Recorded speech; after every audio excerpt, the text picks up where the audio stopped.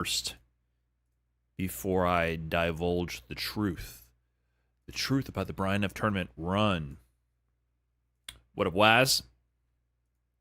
2020 ass slideshow art. Brother, it's so funny. I've been collecting this folder of fan art, and I keep adding new ones, but the OBS slideshow plugin doesn't do anything beyond like the first 10 pictures.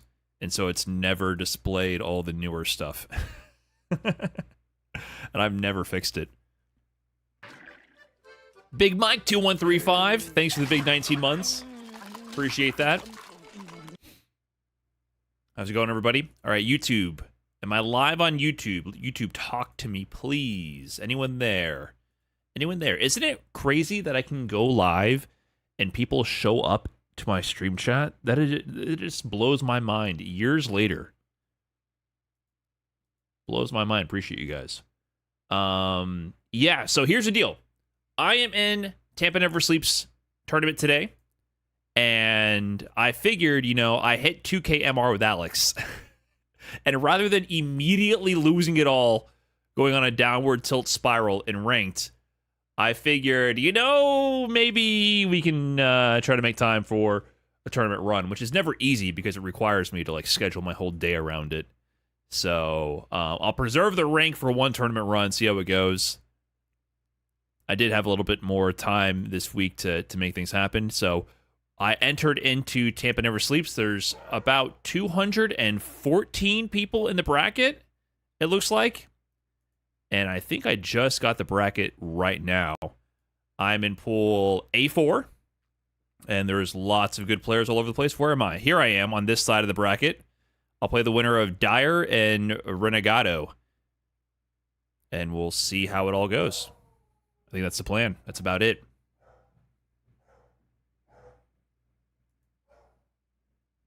Seemed like it was a lot easier than Viper. A little bit easier, but also I think this is also just later in the ranked phase, so there's a lot more inflation.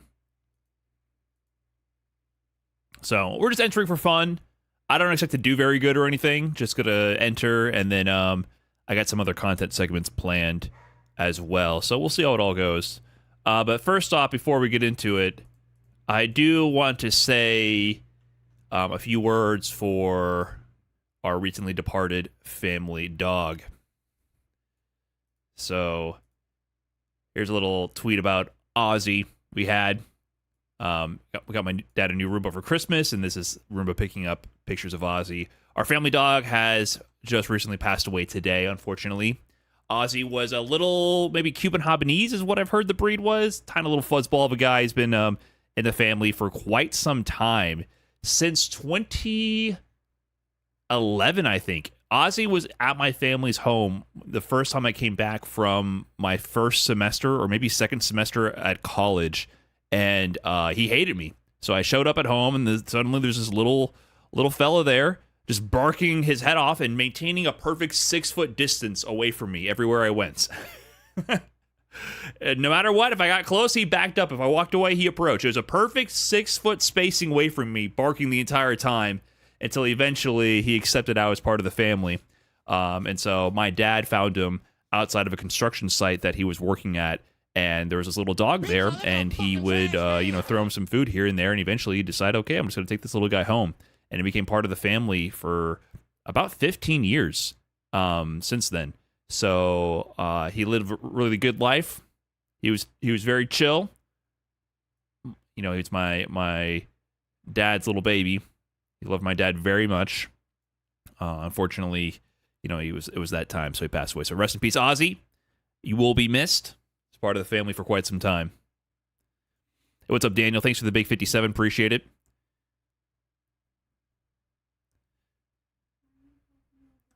I'm giving a little eulogy for Ozzy, yes. Yes, he will be missed. 1 second here, chat.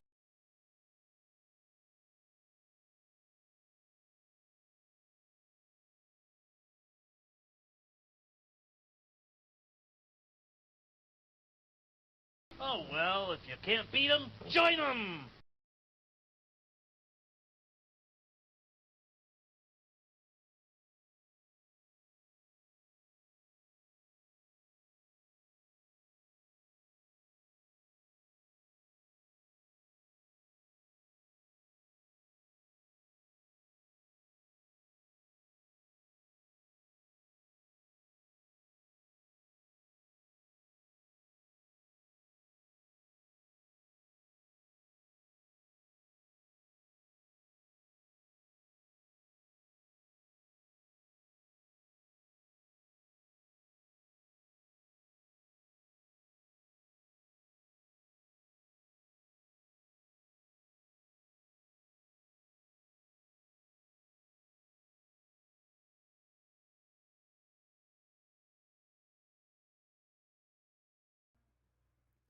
Okay, what did I miss? Yeah, R.I.P. Ozzy.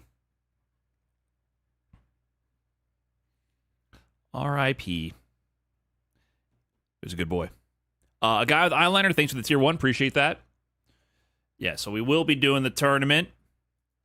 Listen, I'll dedicate the run to Ozzy depending on how many rounds I win. If I go 0-2, this one wasn't for Ozzy. We'll see. So I think this starts at in 15 minutes, I believe. We'll see. Guys, it hasn't been years since I've been in an online bracket. It hasn't been years, okay? And this is my second tournament with Alex. I played offline in Texas Showdown.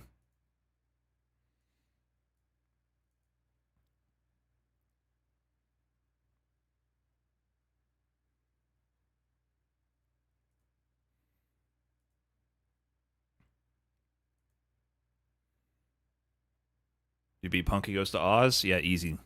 No big deal. Super easy.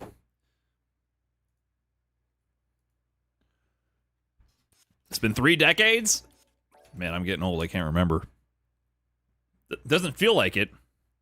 I don't think it's been three decades, but you say so, man. You guys say so.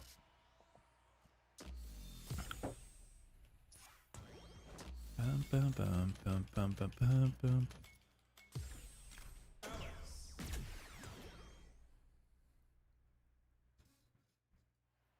I want some carne asada? Me too, man. Me too. Can't disagree with that first message. You played Viper at all since release? Only for like random labbing stuff for content, like tutorials, but I haven't played her in any matches. I'm too tunnel vision to hop between characters like that, even though she got some crazy buffs. I think she's so much better now.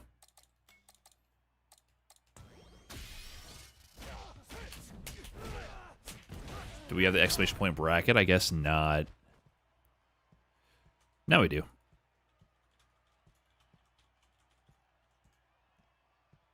She's so much better. My MR has gone up so much since the buffs. Yeah, they do seem like directly give you like at least a 5% buff minimum in your MR type of buffs.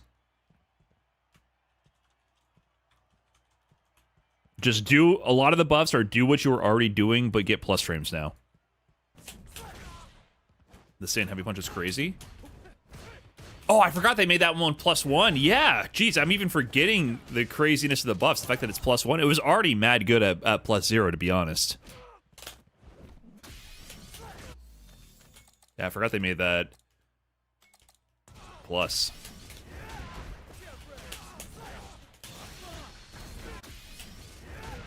Did I reach 2K MR with Terry? I got close. I don't think I broke that barrier with him, to be honest.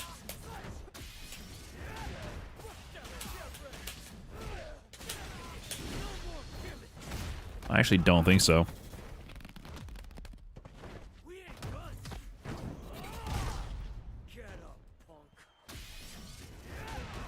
They buffed Alex, stand medium punch +1? No. They buffed C Viper to have her stand heavy punch feint be +1, when before it was +0.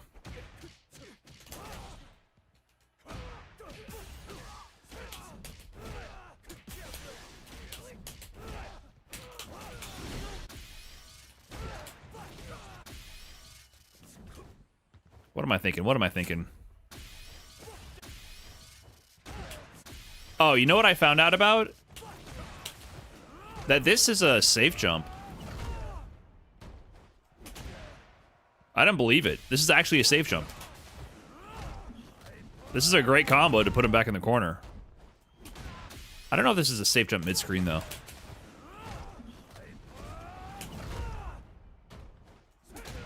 Oh, I guess it is. It's just interesting because it's like, it's a safe jump from so far away. But if they wake up OD, you're gonna cook them.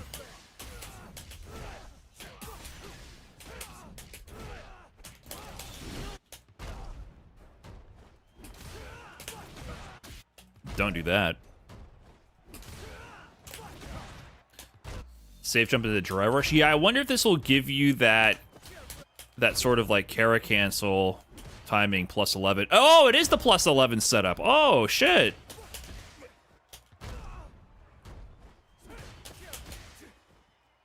And then you're plus 4 there. Should I do Crouching Light? Crouching Light will lose.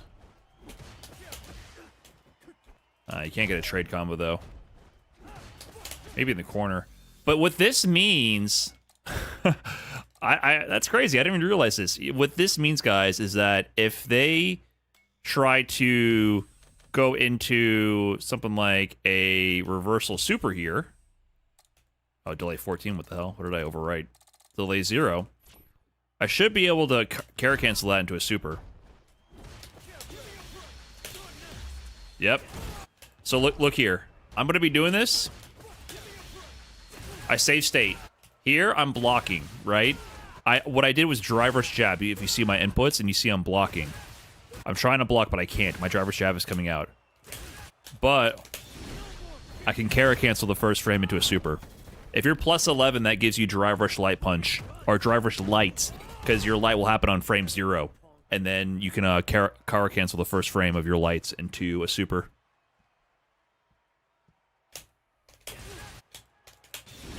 So that's a really useful setup to have, because basically this safe jump then is it has 2 layers to it, right? It has the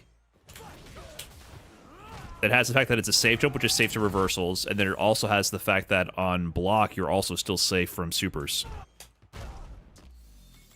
Which I didn't realize they gave you that, so that's why this is good.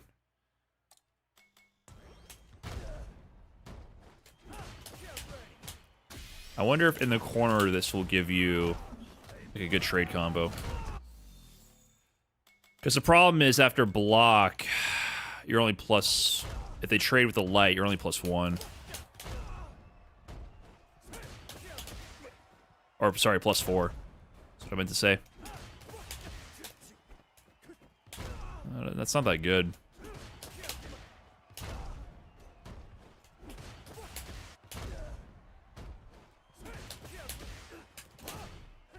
What up, Danny?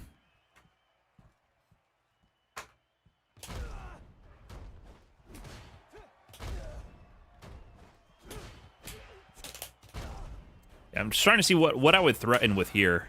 That? Like stand heavy punch?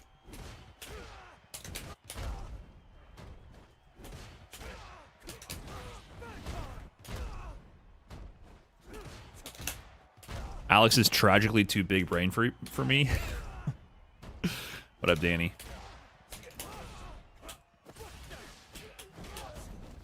I don't think that's true. You know, the weird thing is, I feel like Geef is actually pretty complex in this game. If you actually want to optimize him, which you definitely don't. Geef has so many niche and weird esoteric tools in Street Fighter 6.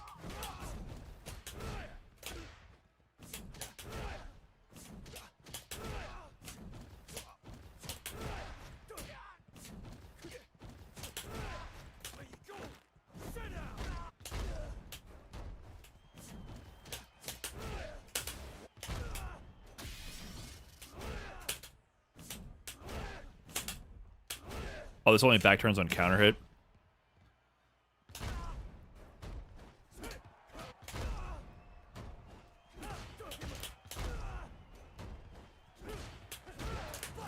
I feel like, yeah, maybe just jump in and then charge heavy punch.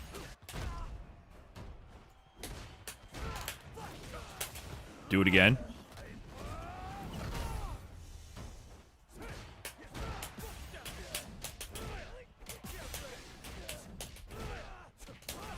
How plus are you? This is a plus 11 setup. It gives you the driver's jab, Kara cancel against supers. But it's only plus 4 on the trade. If Aki does this shit, where she safe jumps into driver's light, she kills you.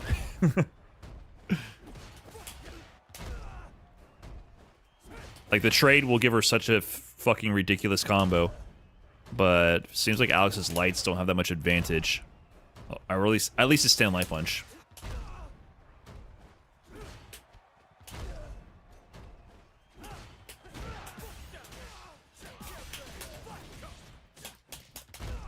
Maybe I should go to charge, like, here in the corner. I don't do this that much.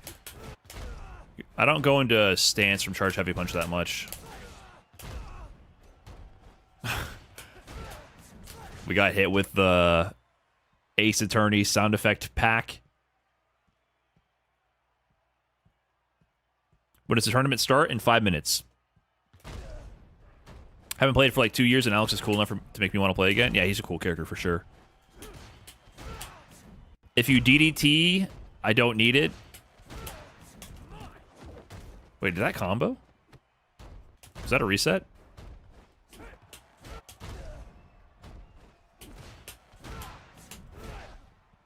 Oh, that combos? That's pretty good.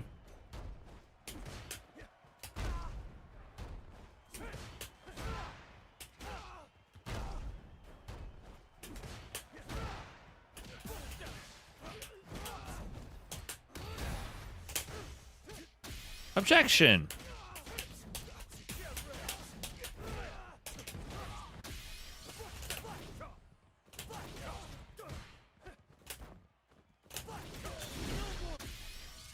No more gimmicks. I'm pretty much just going in, no warm up. We'll see how it goes.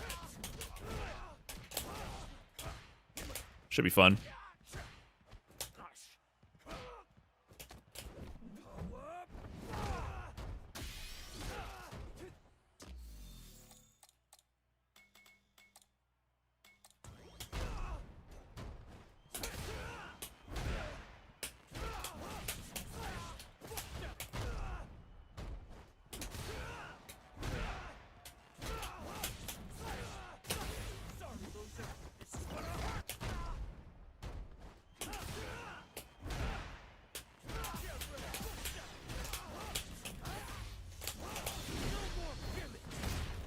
Am I going to start regularly doing tournaments? Probably not. I mean, like, this worked out today because I had time.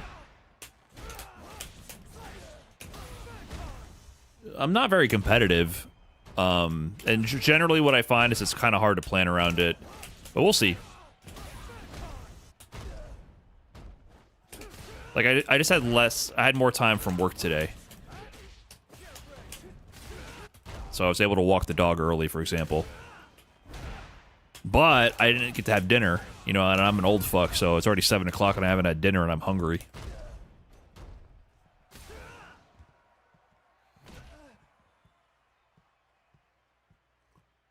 So since the NLBC days, my life has changed and scheduling around tournaments has become a lot harder, basically. And I'm also less inclined and interested.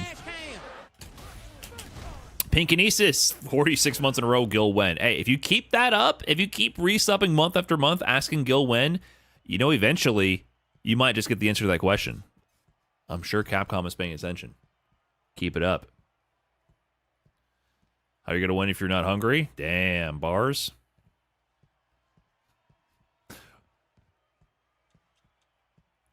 Bars? What else was there was something I was thinking about that I don't do much of this character that I probably should be. In general, I gotta get more cozy, like, treating this light like utilizing this light to its full potential. Like, I get caught off guard when people do things like DI when I'm in the light. And I think I too often just immediately commit to the lariat. Like, you know, I gotta remember that if I drive rush cancel out of this, I can go straight to crush heavy. There's a lot you can do.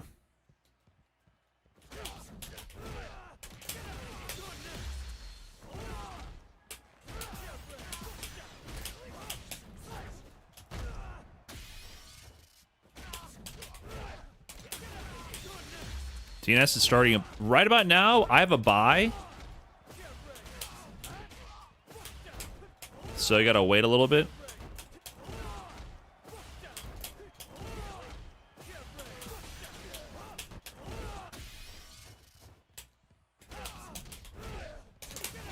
What up, Tenso? Top 8 for you? You believe? All right, got you. No problem. All you had to do is say you believe. I wasn't going to do it until then.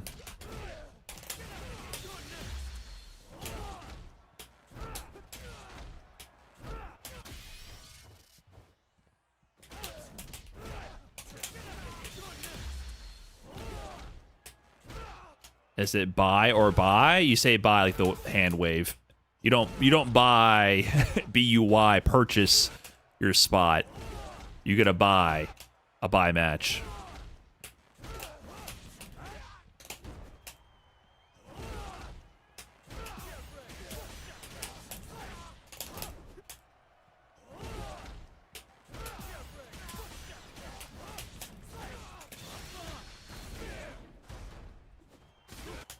Some people do. Some people be buying their buys.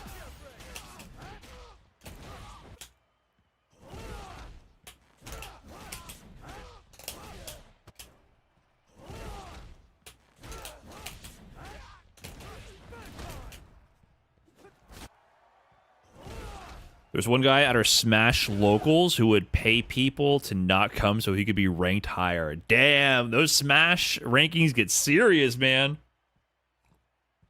I always see the drama from the outside looking in regards to the Smash power rankings or whatever they call it.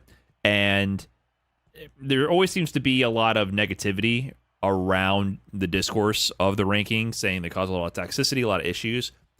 However, I kind of feel the drama stemming from people caring about their rankings is healthy drama for a competitive game. I think it's healthy drama. I do know that it makes people engage in antisocial behavior, anti-competitive behavior, but overall, I'd rather have the psychos that try to game the system and care too much versus apathy. Maybe I would regret that being on, if that was introduced to a community I actively participated in, maybe I would regret saying that. But my impression is I'd rather people care and be a little psycho about it than not give a fuck. Or the alternative, which is like a free-for-all where we have no sense of power scaling of our players and seeding is always trash at events because no one has any official source or any kind of guidelines to seed players. Until you get knifed, until I take the money to get paid off to not show up to the PGR local, and then I show up anyways. Take their money twice.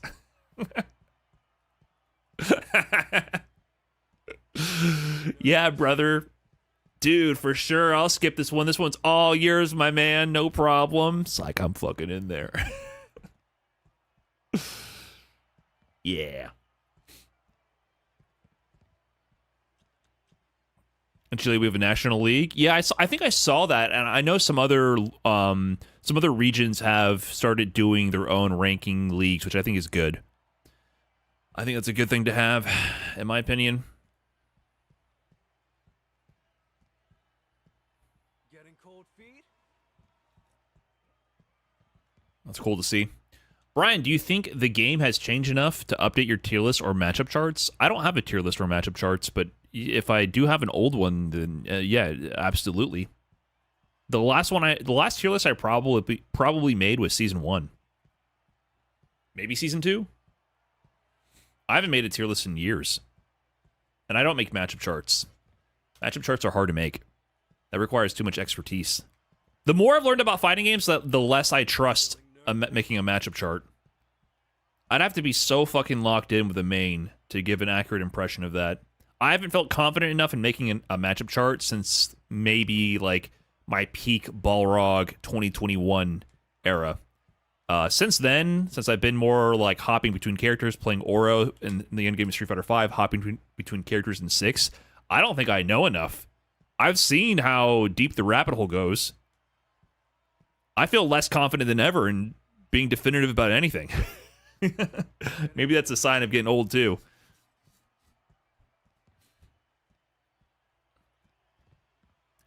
I do, however, I've also changed my stance a little bit on tier lists. I used to always say that tier lists are trash. I think just like the rankings causing positive engagement, even though it's a little psycho, I have also come to appreciate the drama around tier lists. Because even though everyone's getting pissed at your opinion, and then they're spouting their opinion, which is objectively inferior because it's not your own, it's theirs, at least they're caring about the game and discussing the game. So I've also sort of softened my stance on tier lists being bad. I still think tier lists should just be a reference point and don't take them too seriously as like an objective statement of truth and use it as a jumping off point for discussion.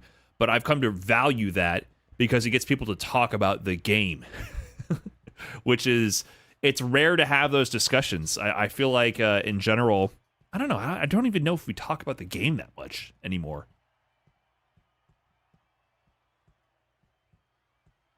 Getting cold feet? What up, Lord? Young Matt teams going on, dude? Did you enter tonight? I don't know if you've been in these TNS tournaments.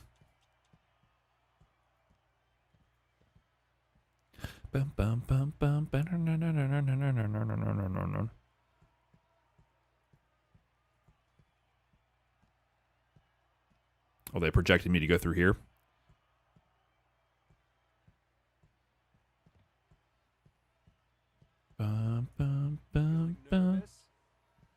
Let's talk about Street Fighter 6. Did you check a drive rush? Yes, no. It's a little bit deeper than that. It's a little bit deeper than that. Come on now.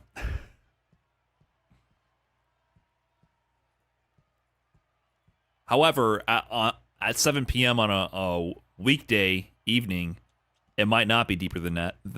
That's another thing I've been thinking of too. Is like, man, I do not think I play this game very well after a full day. I got to be so fucking locked in, and I don't have the energy I once did to get all the responsibilities of the day done, then sit down and stream. I definitely feel like I play better in short bursts off stream earlier in the day because my brain isn't mush. And you have to have a very not mush brain to play this game optimally, or else you will be steamrolled. You will not be prepared for your mental stack to be overloaded. Decision fatigue is very real.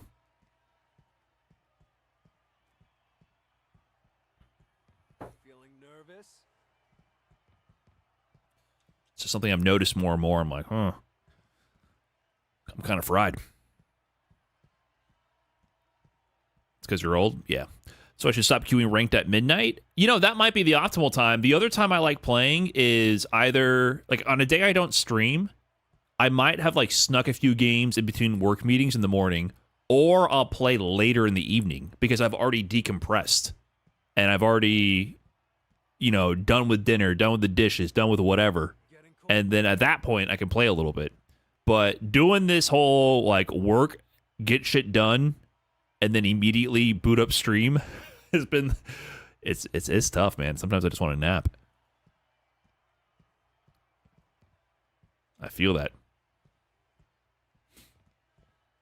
Brian, you teabagged my Honda friend off stream once, and now I have to hide my fandom from them now. I'm sorry, man. He deserved it. He picked Honda. You should probably just explain that to him. I'm sure he'd understand.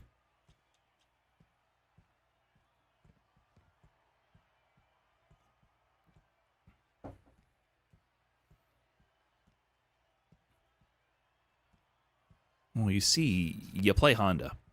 Oh, I got a match. Okay, they got DQ'd. Capcom ID Dire. All right, let's get to it. What am I doing? That's not how I do that. Rusty.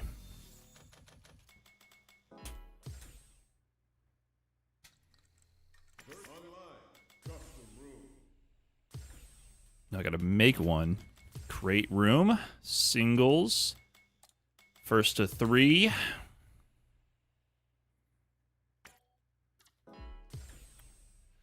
Bum, bum, bum.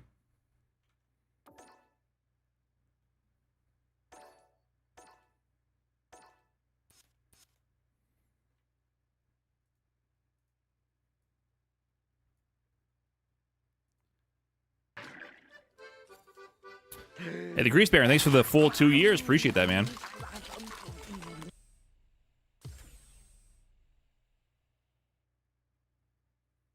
Oh shit. An ad's about to run right now. I'm so sorry.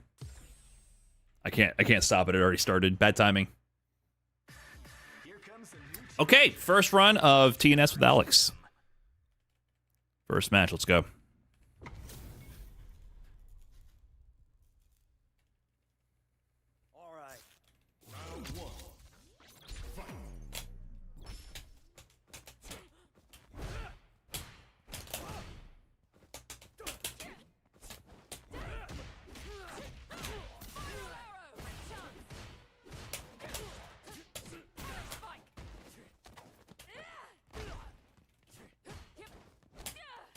Nice.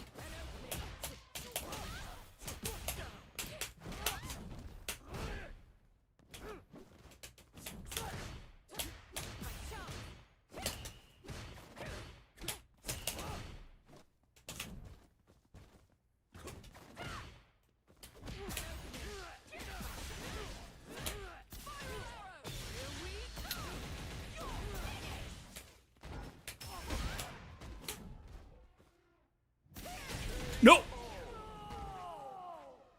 I think I gotta block that.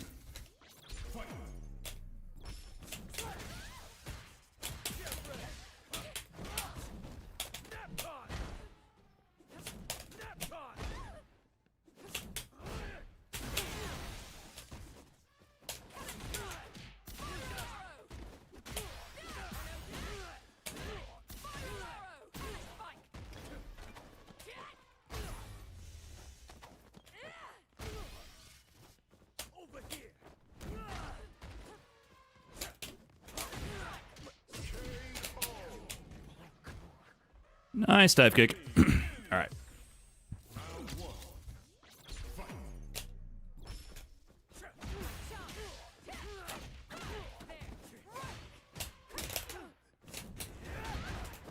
Ah! We're warming up. Okay.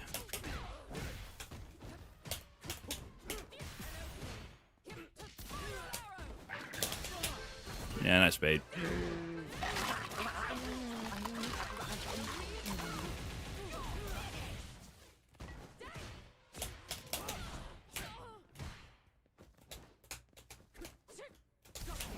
Ooh! DI right then, huh? Nice.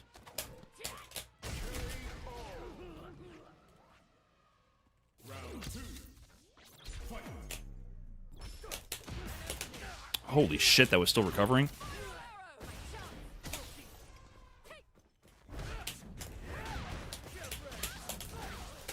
Burnout?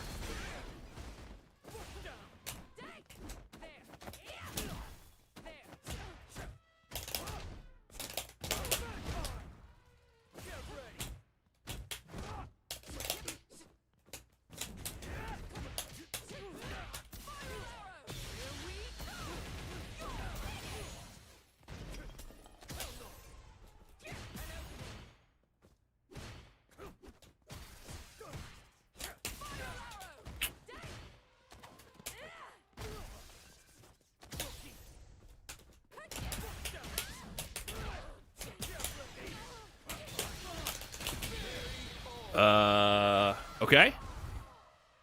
Wasn't worried.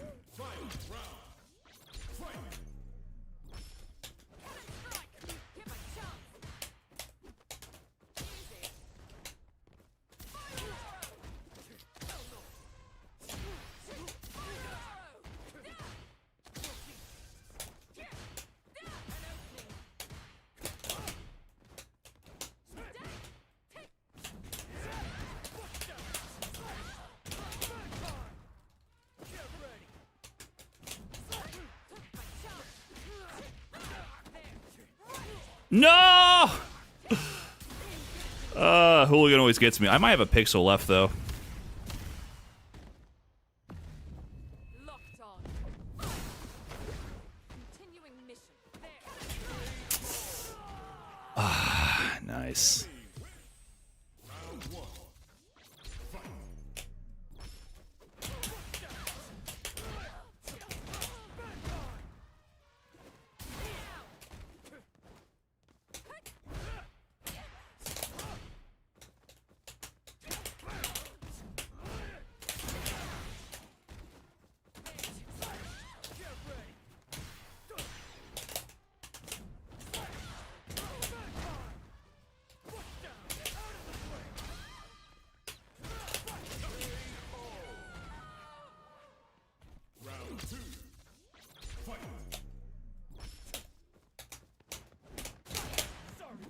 Okay, we're in.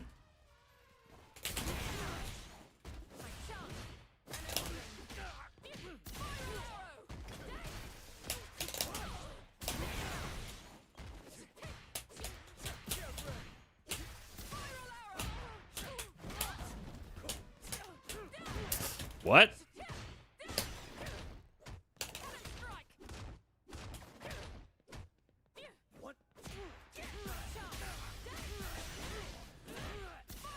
A little bit of spaghetti there.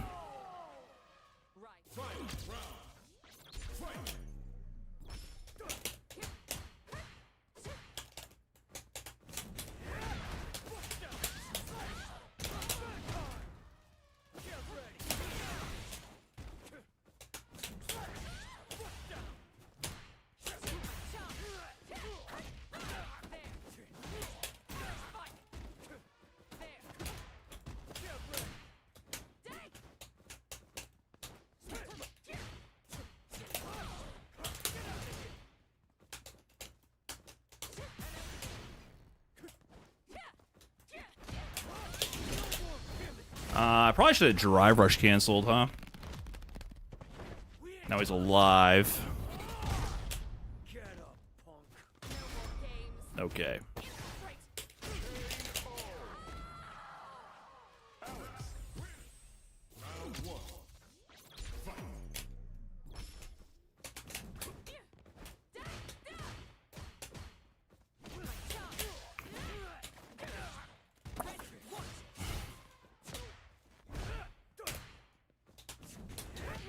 Nice.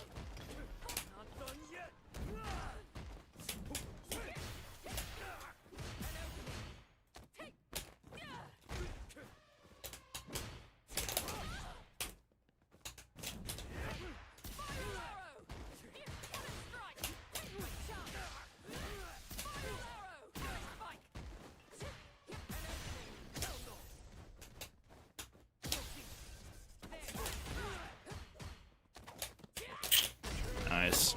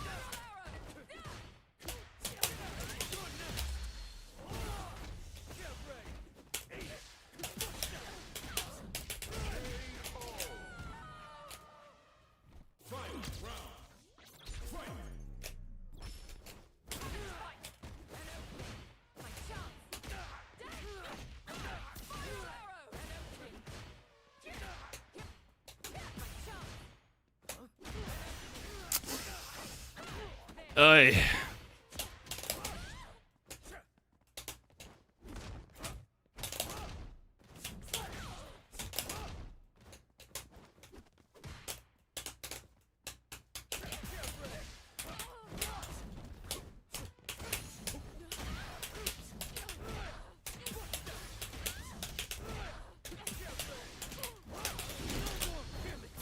Okay, still alive somehow.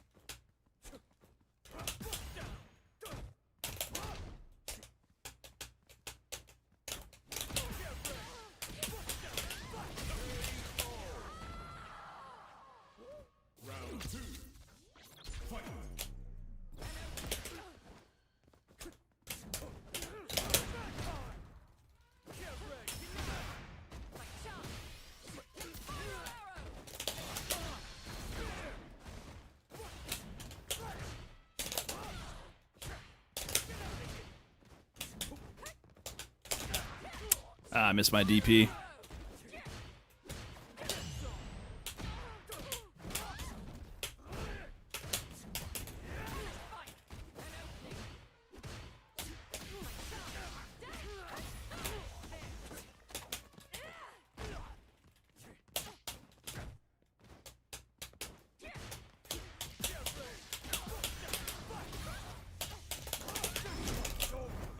It's gonna be close here.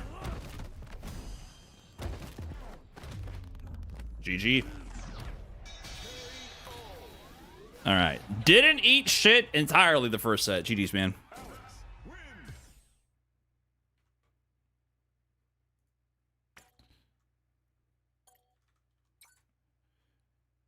GG's. Little close. Little close, not gonna lie.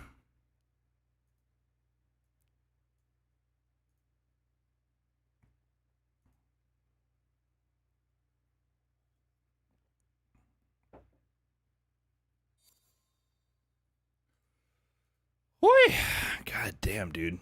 Now I remember why I don't enter tournaments. This shit is nerve-wracking.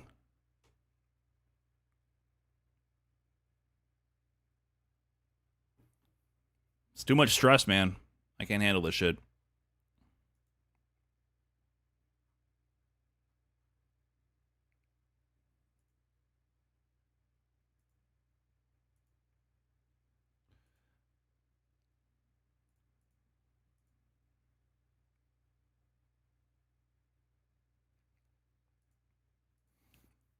It's so hard to play well in tournament.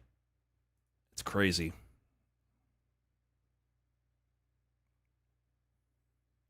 It doesn't even matter if it's a silly free online weekly.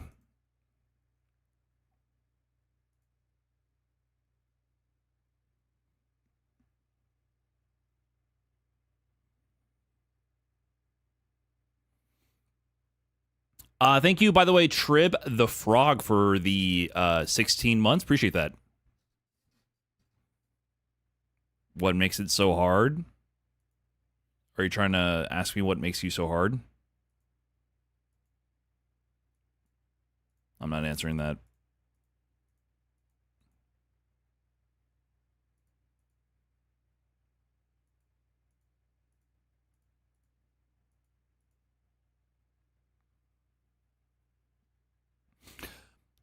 I don't think that's what they meant. Oh, what makes tournaments so hard? My bad. Yeah, you're just nervous.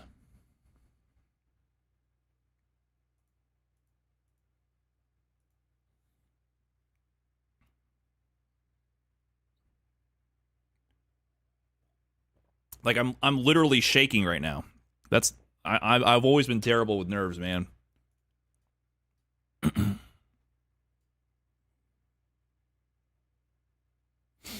What a foobar duck. Stop using crouching MP as a poke. It's garbage. It's basically only useful as a whip punish. Yeah, I think when I get into the tournaments and I start playing, in the beginning I'm autopiloting, just fishing for it instead of playing reactive because I'm not thinking straight. What I usually use is stand light kick as a poke. Stand light kick's pretty good. And I didn't press a single stand heavy punch, which I use a lot. So basically what happens is, you know, I'm like 5 levels below what I normally play like. I wasn't even this nervous at Texas Showdown. I played really good at Texas Showdown. Have you ever felt an obligation to compete with how much you've invested? I have a lot of friends struggling with this, and they're unsure if they even find competing fun. You don't have to. You really don't have to. I mean, it can be fun. What I find tournaments is like, it's like a stressful kind of fun.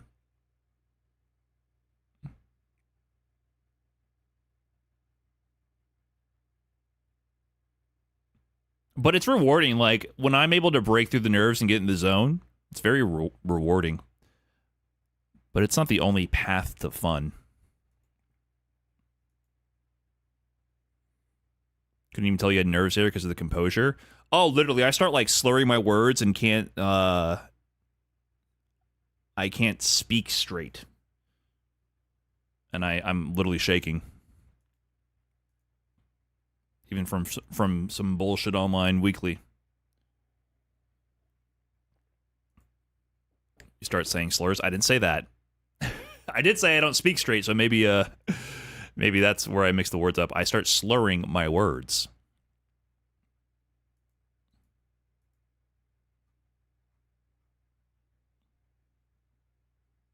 But also, I might be a little bit low blood sugar, so I haven't had dinner. That was another big problem with me. I always had an issue like keeping consistent blood sugar levels.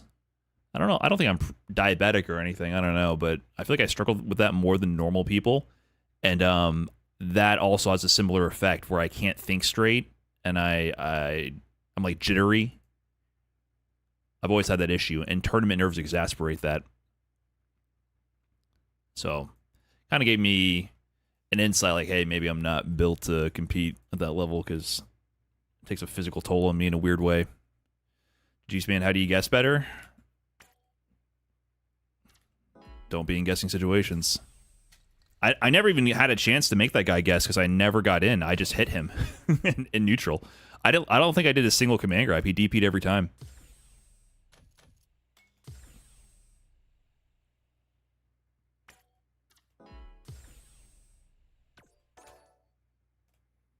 But I was okay with that. I was tanking the DPs because he was burning his drive gauge. All right, Rashid time.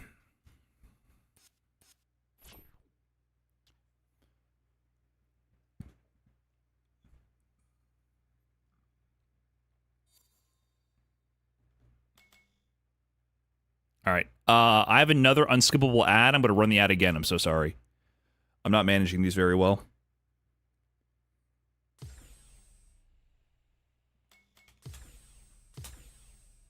Okay, round 2. Here comes a new challenger.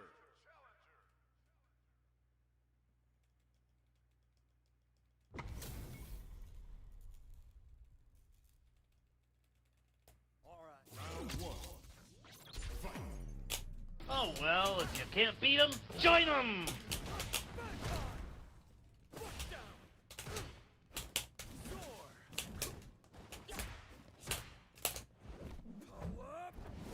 What bomb? Okay, condition.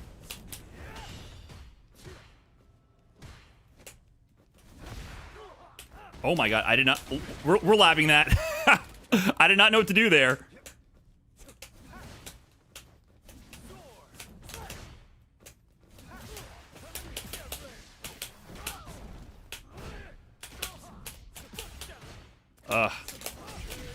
Crouch heavy, crouch heavy, crouch heavy. Remy BU, thanks for the prime.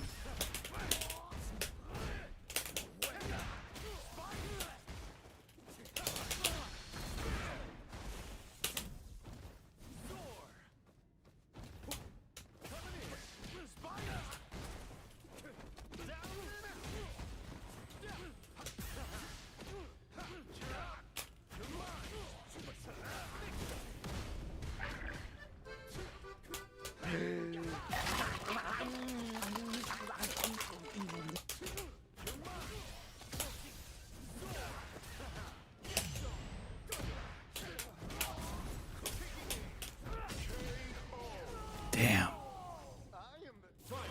Thought I was in range.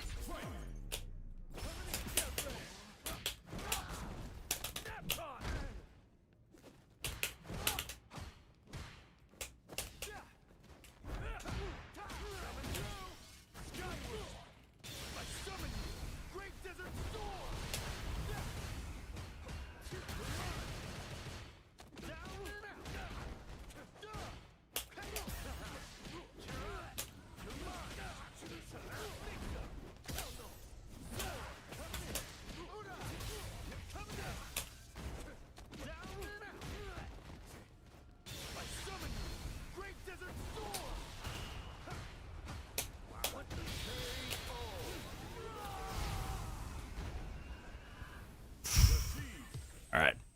What up, Krim? Thanks for the 109.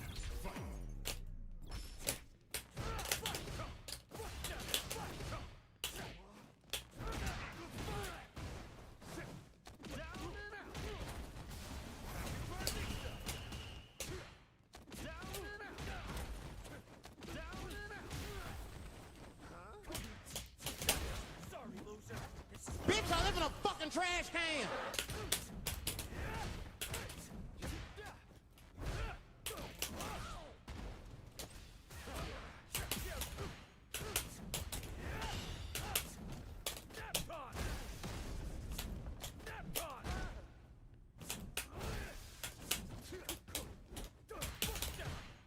How is the Rashid theme coming on again? How is it when I'm fighting Rashid, the Rashid theme keeps coming on? I do not need this going against me.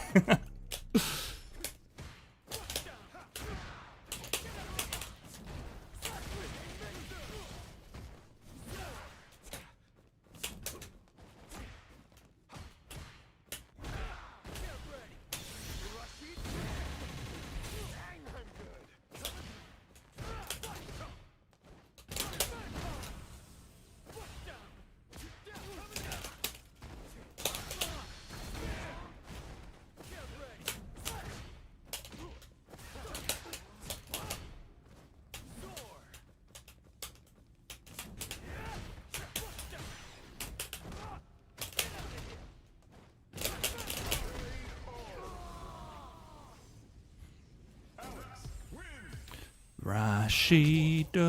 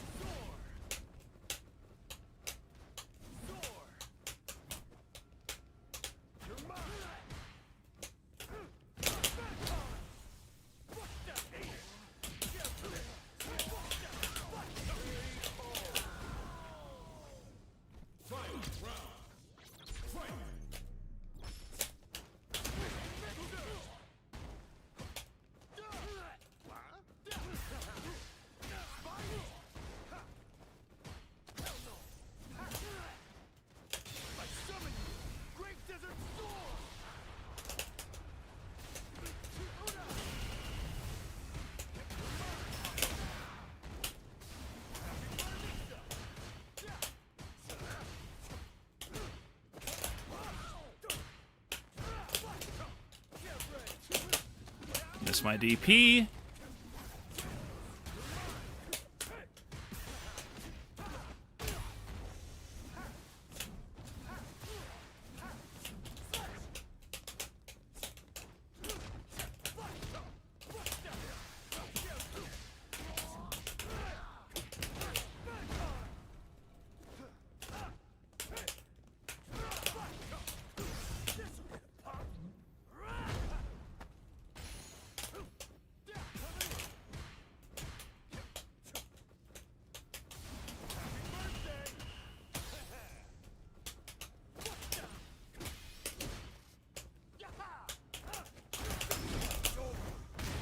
Probably should have done some better routing on my previous combos. Maybe I should have gone into level 3 earlier. I don't know.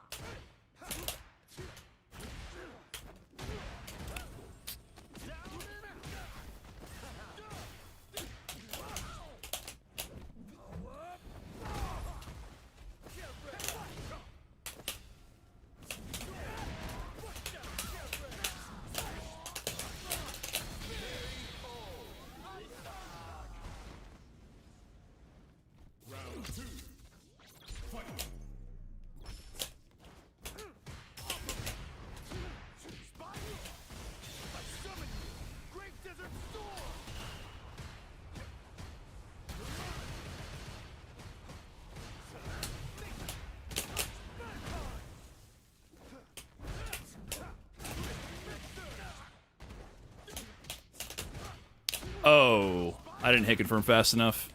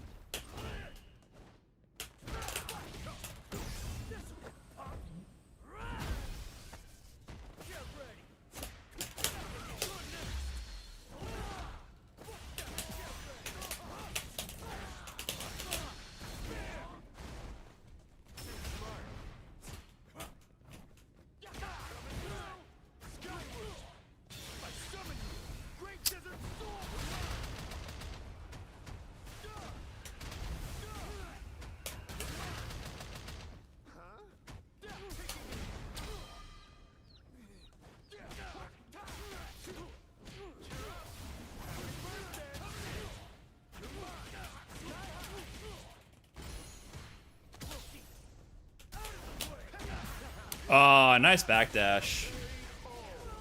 Nice backdash. Rashid wins. Round one.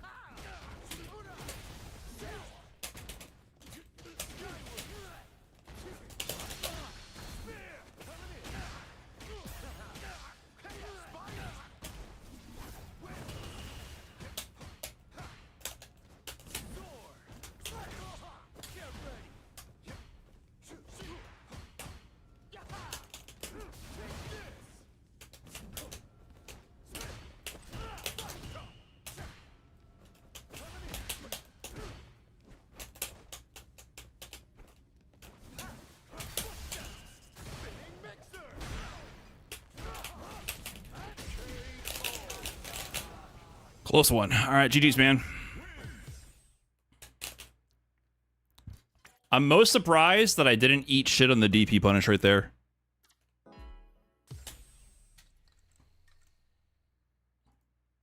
God, why are these all down to the fucking wire, man?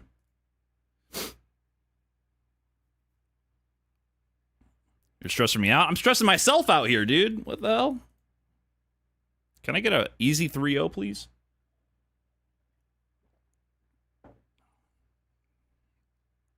Stressing myself out, man. I can't handle this shit.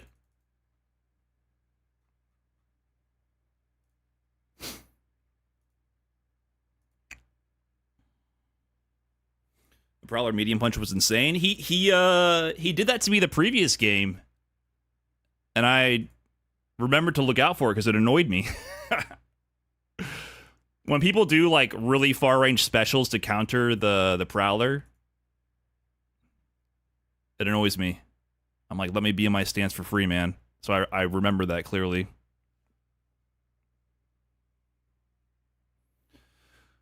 round 1, game 1 trade confirm testing. I think I could probably just do a crazy ass charge heavy punch. Oh, I don't got time.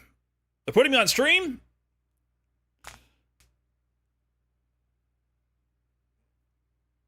Oh, I can't handle all this shit, man. Come on now. Yeah, I'm on deck for on stream.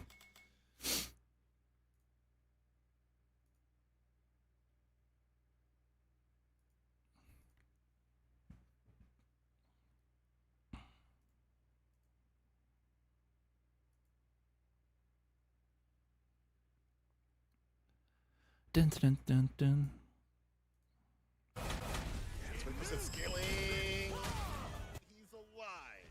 Start injecting ice into your veins. That's a problem. I feel cold. Try to go for the parry on the dash up, little feint, little weight bait right there to make him waste the gauge and got the kill right after. Triumph still in Yeah, I'm up against Thunder. Joe Ume Rogan. That's kind of an NLBC classic. He's leveled up since then, and I have leveled down, though, but he's still fucking insane. Triumph is making some incredible reads, honestly. Could have just brought himself back into the set with that win there. strongest fighting game Fall Guys player is Triumph. Low. Cross cut DP.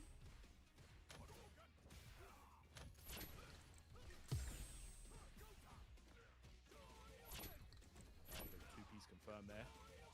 Counter hit as well off the fierce. Bro, what is with these jumps? How does he do it? Again, he's Consistently. been playing Fall Guys so much that he understands how to jump. He is all about the jump. Bro, he's got mad crowns, all right? He knows how to play. The crowd- Can you not copy paste user codes Kyoku into this specific window? Big sub 64. You almost saw the coveted. I won't say. Oh, there we go. I'm too old for that. Anyway, Triumph. Pushing Plaza right now. Stuff there. Big Nintendo 64. But okay, there we go. 2-2 now. He's going to do it. Triumph has been looking so impressive these last couple rounds. I wasn't copying properly. It's everything. He's not the most optimized kid, but you know. game Triumph sometimes playing Classic Ken? or whatever. It's just about how much No modern? of the opponent. Like when I was watching, I said Tokido, man. Like he didn't have the most optimized. Thunder on my. He said in the Discord, ready for this my Brian. Kazunoko strategy. It's very, I'm gonna tell him no. plan, but it works so well. Okay. Right.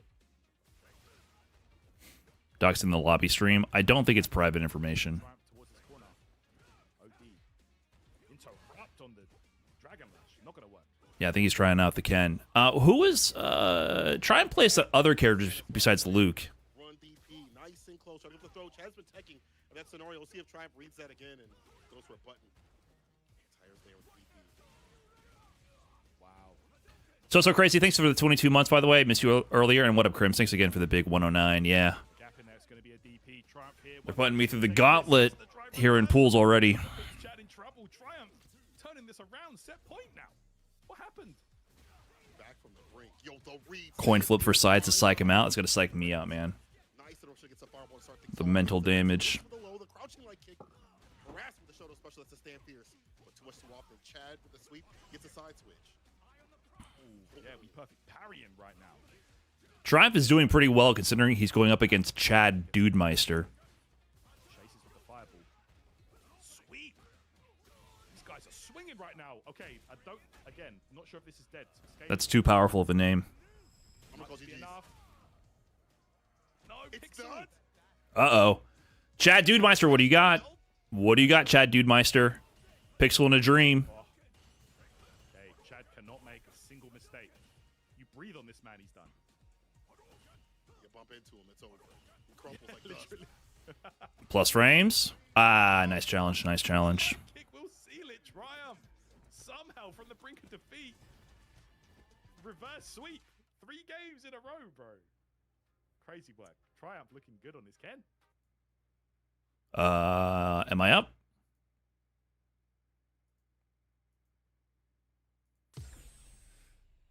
Okay. Going up against Thunder.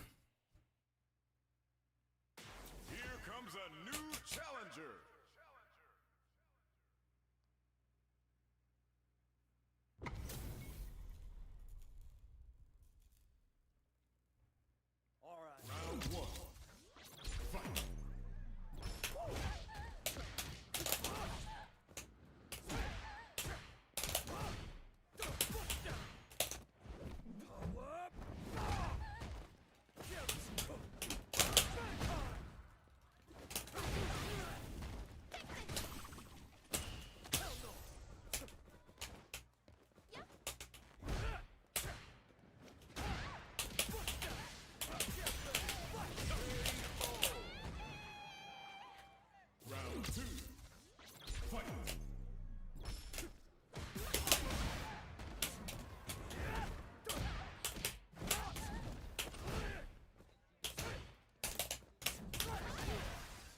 Yeah.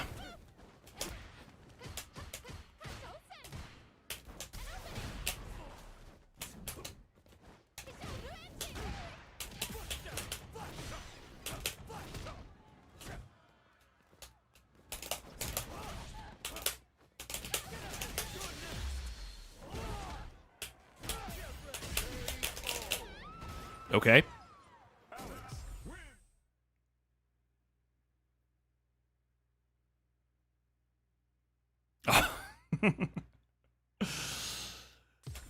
Yeah, the mod didn't last long, huh?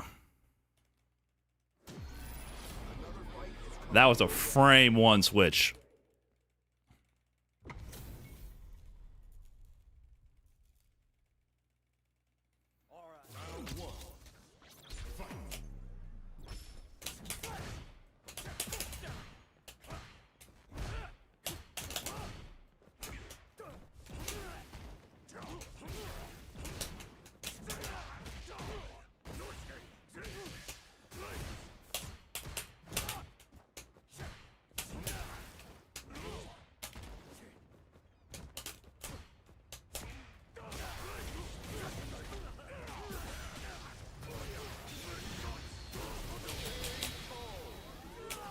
My frames are starting to drop kind of bad. I might need to get out of Discord or something.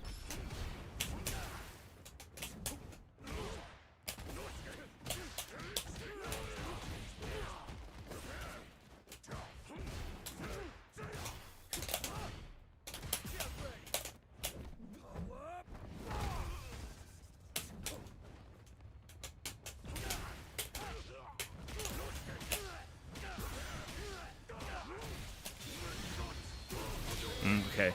The charge heavies are getting stuffed by his heavy uncharged.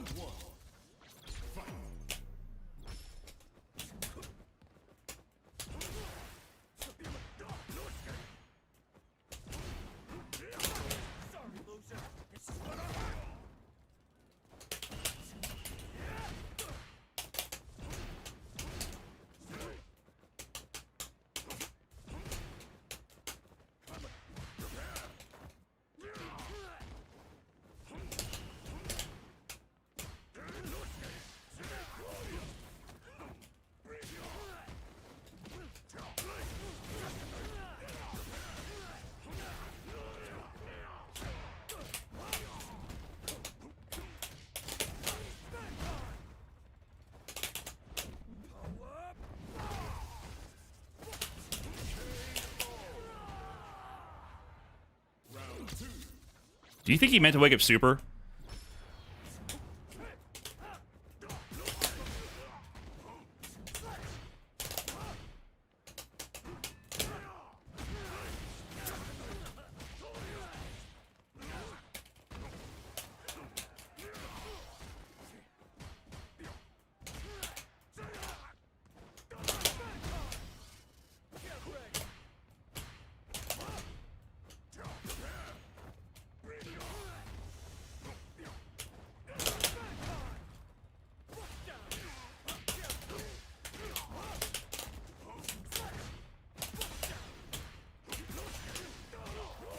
I don't know why my level 3 didn't come out. I'm going to close out a Discord. I'm getting the classic dropping shitty frames, and this always happens when I do tournaments and I'm using Discord. Let me clean some stuff up here really quick. I'm getting a lot of crazy ass frame drops.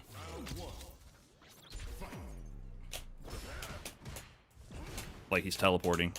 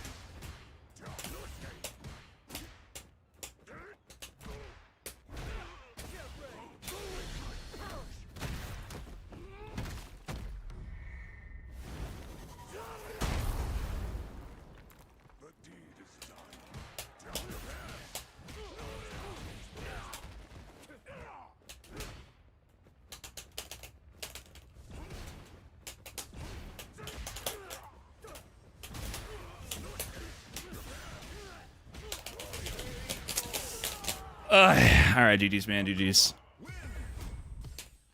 Damn, 3-0'd by the Akuma. GG's. The fireball game is tough to deal with. It's so fast.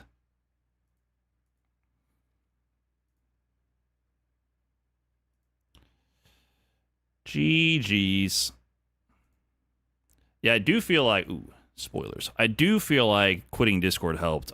Those other games, even the My game, there was a lot of frame drops. It's very weird, man. I still always have random issues. Whenever I do events with Discord and, like, Stadium Slam or whatever, I always notice that. Crazy frame drops.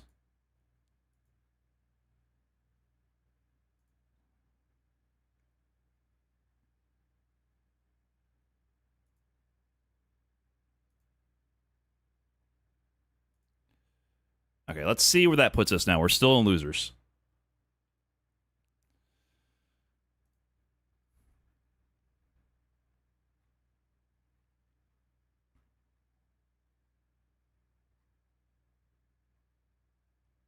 Oh, is this the wrong bracket? Wait, where was I?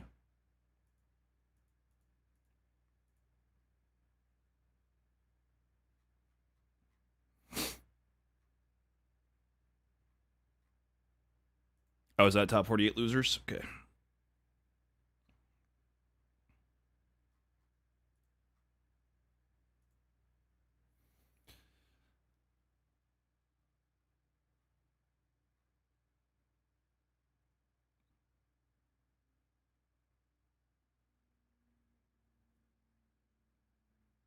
So it's whoever comes out through here. All right, we got a little bit of a break.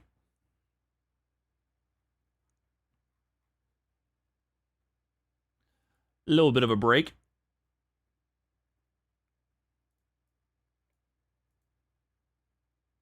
Neutral on their keyboard. So I'm glad that they actually require you to have a little bit more brain power. Obviously, there are ignorant things to the character, but like there's ways to deal with like prowler stance, like drive reversals are really apt one for like 70% of the things that he wants to do. Neutral jump in prowler stance is also really good. You just can't do when he's out of stance, as you saw before. And like if he goes for like heavy kick or stand fierce, if he charges up too much, you can like DI that, you know. So like there are ways to deal with the ignorant stuff, but if he rotates it well enough, you get smoked. So I like that. I like that shift. You can be ignorant, but not too ignorant. Absolutely, yeah. I'm a big fan of him, and you know. 1 second here, Chad. Some people do take him to the Premier tournaments, man. Like, it would be really, really cool to see that. You know. Okay.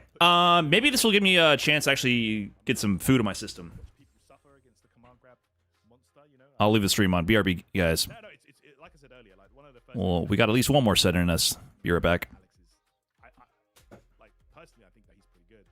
Is just being able to convert off of lights. Having a grappler that can easily convert into like Oki off of lights is actually kind of wild. But yeah, hopefully we can see some of him down the line. But looking like we have a couple of beasts coming up here. We've got Uriel, Valorio, and Jackie Tan. So let's see how this one goes. I know Uriel has been on fire lately. You know, this guy, you know, definitely one of the I feel like he's one of the players that really made a name for himself with the online side of things, you know, and brought that to the offline world, which is really, really cool. Yeah, he kept up the energy that he had from qualifying the CPTs before. Yeah. And he has been, I feel like if he's not in top 16, he's like in the top 8 with the Ken. Then he switched over to Terry. Now he's got both characters at the ready. I see him dabbling other characters, but I think it's going to be one of those two. And Jackie Tan also out here in the cut doing work with the Blanca. The character that's still very strong. God forbid he get to do a little counterplay, a little drive reversal against the Blanca doll setups and actually have an option, but it's still really good. You know, that character's still really good. I don't want people to keep writing him lower on the tier list like he got horribly nerfed. And it feel like it actually, they buffed the neutral side of the character. Stab kick is like a usable tool for Blanca players now. So like, you know, like God forbid you gotta play a little neutral with that character, not just rely upon level 2. So I still think Blanca's good, and if you're in that way, you'll be just fine with the character. Same with like Terry. Like Terry got some good buffs. Ken, as we saw, like he's still good. He just doesn't have the damage access that other Shotos have. And you've seen a lot of Shoto players be like looking at over at Ken and being like, "Hey man, sorry, we got a different over here. We did it for tax bracket in terms of damage. You have to spend so much bar for Ken. You got to get more conversions, but you have to spend so much for like that mid-screen damage that he got, but he's still a good character. He's still a millionaire compared to some of the other characters which are like middle class. I hear that. Yeah. But yeah, going back to what you just mentioned, bro, with Terry, I think Terry is a monster right now. There's a lot of people that actually consider him like one of the strongest, if like arguably one of the strongest in the game. So I think that he's definitely up there, man. He just has an incredible overall toolkit that I don't see, I don't see any kind of foreseeable future where we're not going to be seeing this guy in top 8s, top 3s, etc. So here we go. Uriel versus Jackie. Let's get it. That low fireball's gonna be a problem. Can't cower crouch all the damn time. That thing's gonna be Okay, what did I miss? Get the throw against the parry though. Yeah, see? It's gonna be hard. You have to change up that ideation in this matchup. Oh yeah, be careful. Right, getting that. We got. Now, See, I even had to order delivery. You know what I'm saying? Like, doing tournaments is an investment. Thai More significant this season. I think without counter chicken bowl. at minimum, so really good to throw it out. Oh, sorry, Vietnamese chicken bowl, not Thai. Some fish sauce in there. It's going to hurt. It's such a good low crush tool. very nice. Chipotle? No. Local Vietnamese place. Hey, keeping it safe there. Uriel doesn't want any of this level 2 Blanca. Oh my gosh, where did that hit? Fish sauce on chicken. I mean, it's like a sweet fish sauce custom mix. Didn't want to, maybe was afraid. I don't think that would have been a punish regardless, so. Nice, Stagger Stand. Immediately got the pickup too as well with the forced knockdown. Oh, food. Alright, some stuff there. Got the follow-up nicely as well. It's more like a vinaigrette. Yeah, good way to describe it. Impressive right now, just playing this strong neutral game, and what a jump in, man. Great read on the power wave.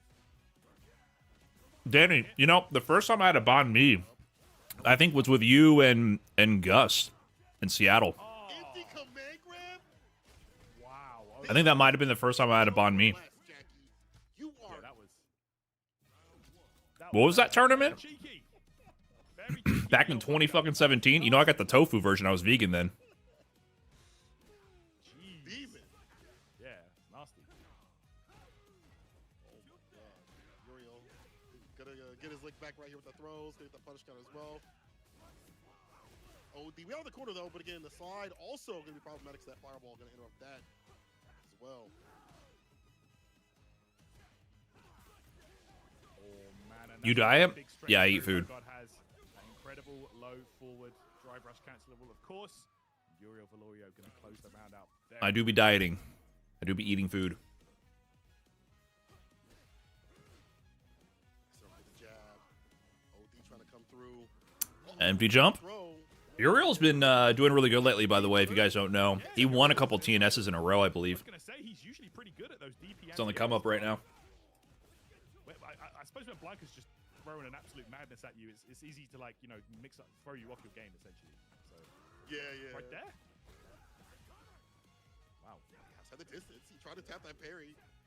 Again. By the spacing. Nice. There you go. That's what's up. The double and the DI to get the wall spat. Too far out though. Goes for it again. It whips completely. Jackie with the punish. You haven't eaten fast food in 3 months, you're struggling? Well, let me make your struggle easier or harder. Gosh. Yo, he did one that. I did a little Uber Eats for this, I'm not too proud to do a little bit Uber Eats. This Blanca is We usually cook around these parts or prepare things, but on a day like today, if I was to stream, that was level 1. I had no time to cook. And so they had a deal for Popeyes. Buy one, get one free chicken sandwiches, and buy one, get one free 5-piece tenders. But they didn't come with any sides.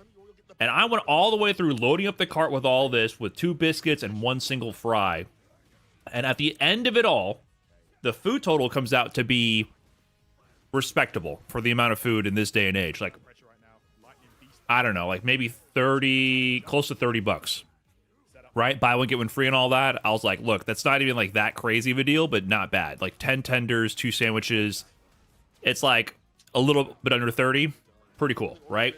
But I even had Uber One for like a trial or something. Level 1 not even necessary. they had $8 of fees added, and I had Uber One, and there wasn't a tip yet. So when all said and done, it would be 40 fucking bucks to get fast food delivered to my home. And I said, I can't justify this. I will feel like such a piece of shit to spend 40 bucks on fast food to get delivered for one meal. So I did the Vietnamese food instead, which cost the exact same, but I got 2 big ass bowls, you know, that will probably have a little bit of leftovers. And it's not fast food chicken. He brought the Terry in for a while, then he kind of been switching back and forth. Looks like he's gonna stay with the Terry. Run it all the way. Yeah, locking in on the Terry Bogard. It's a character that's won him some of these TNS brackets actually. But let's see if he can make something happen right here. Nice cross cut. Maybe just needed a breather, you know, just needed some time to. But there we go. Okay, he might be back. Better off making greasy junk food at home. Maybe not. To be fair, the one thing I will always bat for is fried chicken. You just can't replicate fried chicken made in a pressure fryer at home. Fried chicken is the one thing where fast food is just going to be superior. And I would almost argue probably even healthier, because if you try to make fried chicken at home to any same degree of crispiness, batteredness, deep friedness, it's going to be completely covered in, you know, you're going to go ham to make that happen. So I will always go to bat for certain foods are better from fast food establishments. Burgers, no. Like burgers, like there's a direct quality correlation, and you can actually control for that at home. But fried chicken, you're not going to do that. Pizza too? Yeah, I guess pizza. I mean, but you got to go to like a real pizza place.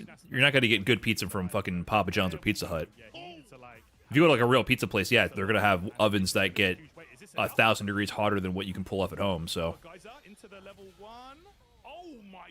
And the problem is, depending on where you live, getting that actual real pizza made in a real oven properly, New York style or whatever you want, is probably going to be expensive.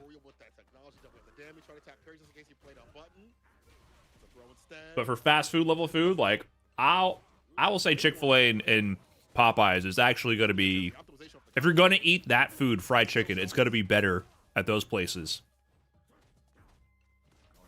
Air fryer, I'm pro air fryer 100%, and I'm pro making concessions to do food more cost effectively and healthier at home 100%, but just know you're making a concession. You're not making Popeye's fried chicken in your damn air fryer. You're not, and that's fine. But don't be promising people, you know, set expectations accordingly is all I would say. But I also do think home, you know, I think a lot of people who grow up not learning to feed themselves don't have that understanding that not every meal is going to be fucking gourmet. And sometimes eating to get by is what you do. The stream Twitch chats, you love to see it, man.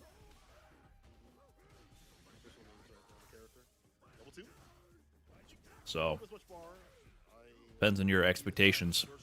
Backward, perfect parry, dash up, forward throw, avoids little mini-me. Yeah, the throw was beautiful just to completely evade that and just remove. So I play the winner of Rave and Thunderous G, looks like. Oh, lift. Level 1. Is Rave still playing JP? Yo, wake up low short. Uriel technology. Not even crouching you kick. Crouching light kick of all things connects to get the kill spits. Every bit of bar, every drop from the bottom to stay in the game. Staving on set point.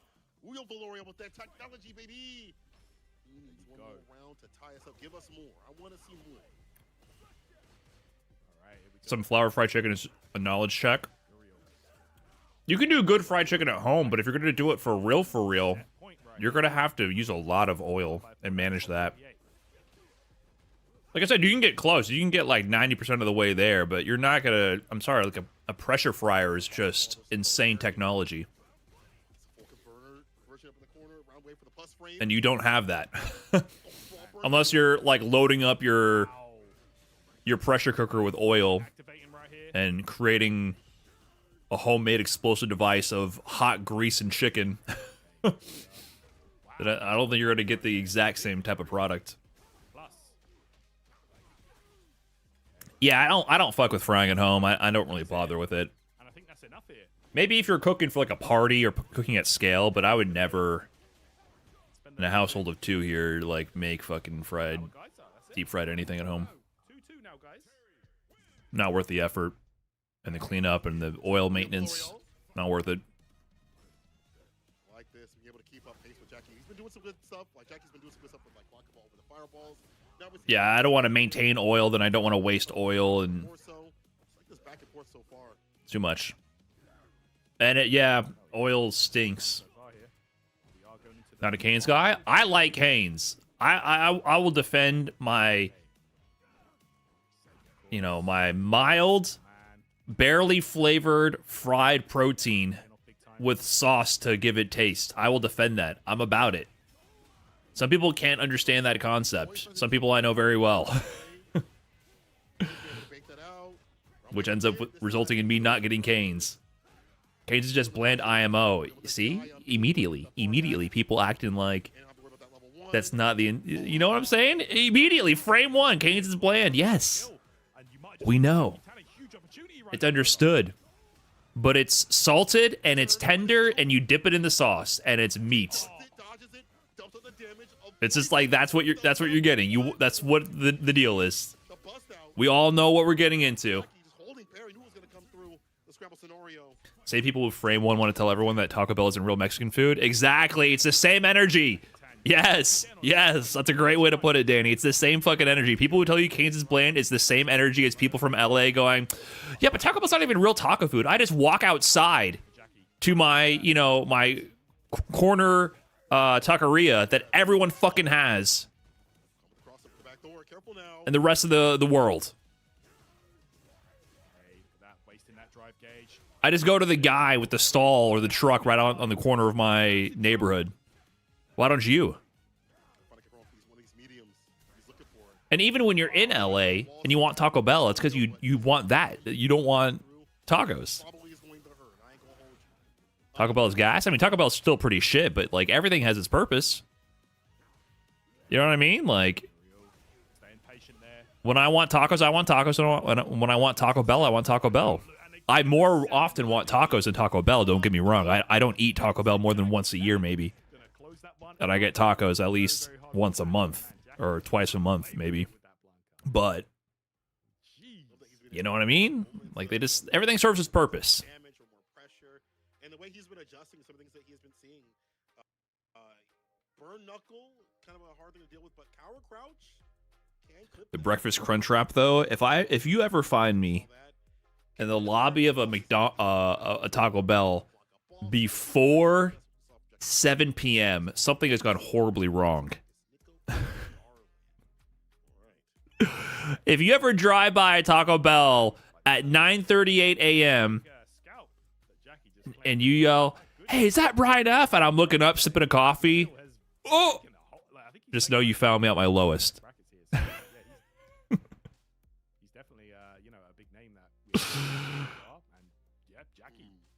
Brian is actually right. The Taco Bell breakfast crunch wrap is the best thing they have. It's actually insane. Don't tell me this. I might actually get it tomorrow.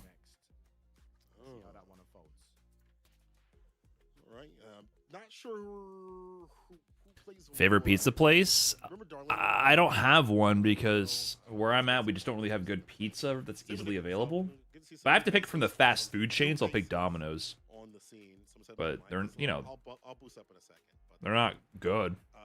Thanks for joining us tonight, chat. I'll whisper just to like balance it. Oh, yeah, whisper. Okay, we'll just have whisper. For example, like we're not doing that. Popeyes and Chick-fil-A are far superior in their product than a Papa John's or a Pizza Hut. Right? We would talk about one bedroom and stuff like that, right? Because I've been in this apartment for like 5 years, and I've been far superior. I can't leave this place because to get better fried chicken than you get at Chick-fil-A or Popeyes, you have to really go to a place that's doing chicken well. Whereas with the fast food pizzas, you don't have to try that hard. They're all pretty bad. They're like, bro, we can hear you down the street. You kidding me? Like, Little Magic Slinky. I get it, but damn. Hey, big shout outs to Psych there for the 20 in the match arena. Thank you so much for that. Very much appreciated. Hey, the players should be the ones thanking you. I've always been partial to Domino's, even when I do think their reputation has taken turn for the better. But even when people were ragging on Domino's, I always preferred Domino's to Pizza Hut. Want to see the beautiful prize pool up there increase and make the games ever more sweaty. That's what we love to see. Domino's is good, Brian. You are bugging. It's good for fast food pizza. It's the one I choose, but I don't think it's like good pizza. Can't put up soundproofing. I will eat it gladly. Don't get me wrong. Don't get me wrong. You put Domino's in front of me, I'm gonna devour. I'm gonna eat. I will eat nearly like, in the spectrum of quality, I'm just right above a garbage disposal in terms of what I'll eat. I will eat anything. I'm not a picky eater. I'm just saying if I have to nitpick about anything, which is what we're doing right now, we're shooting the shit, bullshit, and nitpicking. Then I will nitpick. But you put slop in front of me, I'm going to eat it. I'm not picky like that. The radio stuff. Yeah, the radio. You show up to, a little corporate shindig and they have fucking Little Caesars out there. I'm going to devour that. Domino's, Pizza Hut, I don't care. I'm going to eat it. If it's free and it's in front of me, Like you said, man, it's TNS. I'm going to eat it. out here enjoying the games. Big GG's on the way. Let me check out the bracket here and see where we're at right No such thing as bad pizza. I'll eat pizza straight out of the fridge. Way through the winner's side. I see. Oh, Strider is in the bracket, and we're going to get him on a little bit later on. Very excited to see him. Lazy Boredom. At the Buzz. Okay, we've got some smash heads out here. Good stuff, man. Please try Taco Bell breakfast. Levi Hakai. So, There is a Taco Bell not too far from me that I could try for breakfast. we've got some names out here. Let's go, man. Young Matt Teen, I see in Lucy. Plenty of hot sauce, of course. I don't know if I want to set myself up. Okay. I'm glad that young Never mind. I take it back. I definitely use hot sauce on breakfast foods. so the Ken too as well. So all y'all And Taco Bell fire sauce is just not spicy. to some level. We'll talk about that a little bit later on, but it is happening next week. So if y'all want some of that offline action, it's gonna be in Las Vegas. We'll talk about that a little bit later in terms of the date. You can sign up, but there's many places to play. Evo Japan, which signups are already signed out, so don't worry about that. You can watch it at home, but you can come to Combo Breaker, which a lot of us will be there. It's a CPT stop. It's a stop for a lot of games. Even if it's not a stop by, because it's gonna be a lot of fighting games and a fun time. And the Sundays are litty. Y'all don't know. It's demonic cola time on the Sundays, if you feel me. A little spicy water, Hell yeah. Nah, it's gonna I'm the type of white that can't handle any spice. Combo Breaker. One of the Without doxing yourself, Sleepy Yazoo, can you give us some context of where you're from? Go ahead and plan a last minute trip. Trust me, you will not regret it. That's pretty interesting. I don't know any firsthand. I grew up in Miami, so I kind of lacked white friends, like real Caucasian, Very efficient JP. From what I remember. super Caucasian white friends. I didn't have that many, to be honest. And the ones I did, they were the other side of that spectrum. They were insane. I order banned capsaicin powders off the internet and add it to my Diablo sauces because they're not hot enough type of people. Right here. With the Goki. That was kind of their personality for a little bit. Four fears. Four to cut through the fireball. That was sick. The only people I know that don't like spicy food are Projectile is I out there, so good awareness from know a couple of Cuban people who don't like any spicy food at all. the things that JP has to be looking out for. Oh, from this character on the way down, able to catch him with the crouching medium punch. Stampiers, that's up for the departure, nice and close. Level 2 coming. Mushy through. peas and fizzy wickets. It's like, Say what now? of course, we all get with the low forward. What up, Nightmare Effect? After- Brian doing TNS might be time to hit the casino. Damn, there's one thing that a casino addict's gonna tell you is they're gonna find any reason to say time to hit the casino. Like the movement from Nico. Doesn't in that corner again. That was where Akuma gets so much mileage. Damn, y'all see the weather? Right rushing in. Must be time to hit the casino. For the gods. Woody Fireball, able to get the pickup. Crouch Fierce, heavy kick Tatsu. It's a quarter distance. Charge a fireball. Drive Thanks, Nightmare Effect, for the big 76, though. ready with it in the shimmy. You ever had Cuban coffee? Yeah. A little cafecito. So different when Akuma's coming through from the area. So many different Yeah, I'm from ways. Miami, man. It's over. DP level 3. Oh no. All right. It's okay. Just yeah. I've been making my Cafe Bustelo in my mocha pot for the past couple days until the exclamation point coffee arrived. Still a lot of resources By the way, shout outs Okazeme Coffee. I guess I'll drop the announcement now. I already did it on Twitter and on the podcast. Finally got partnered up the coffee company to pair with Brian F. Shop, Trash Talk, and merch mugs.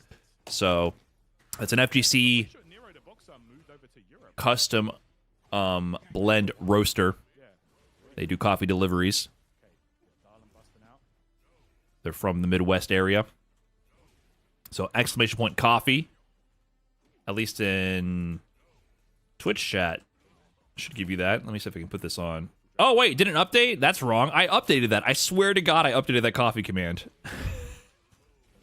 Do I still have the chat history? Yeah, here it is. Did you lie to me? Did I spell coffee wrong? Dog walk for a while. They go off the lead. What? It says right there. I updated the command.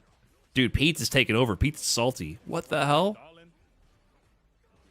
It says right there that I updated the command. But it's still saying Oh, Pete's. the invincibility. That was so good to avoid the bombs. What do you want, Nightbot? Oh, there might be conflicting bots. That's Nightbot. Matchup before. Understood the assignment. Gaming round up here. Darlin so far. Gotta check out Pete's. Looks good. That's okay, man. Pete's fell off, man. Pete's fell off. Come on. Who drinks Pete's anymore? Like, for real. Demonic.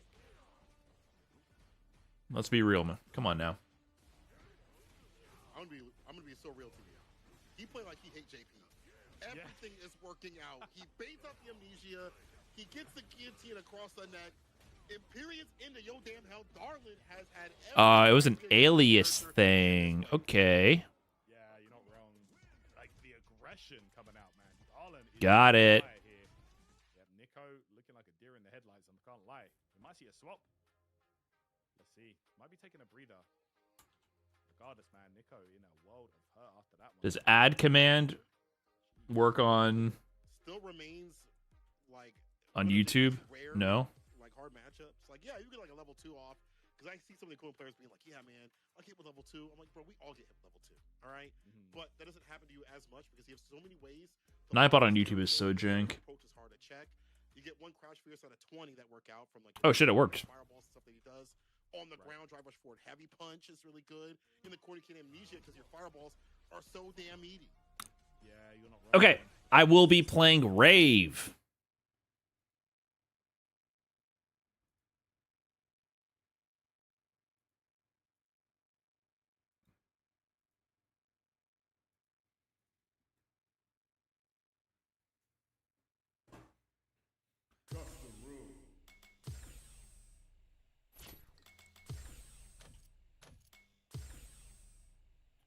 Top 48 now.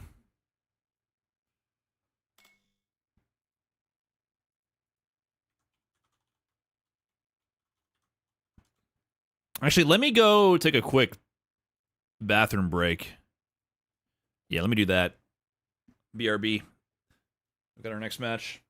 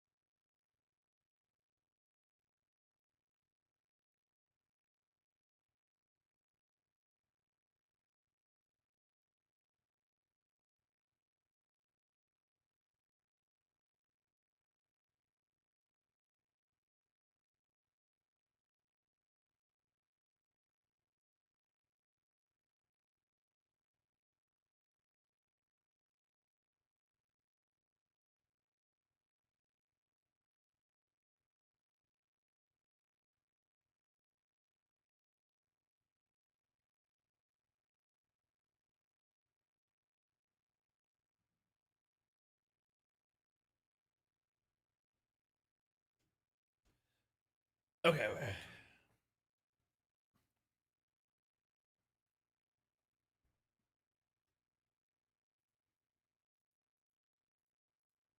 Uh,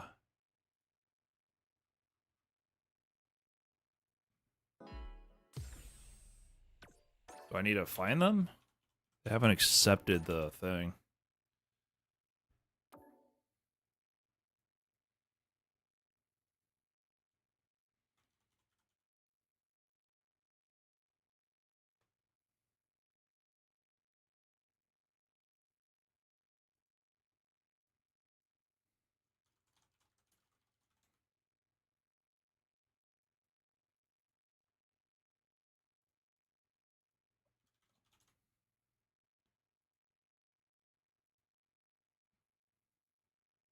They haven't checked in.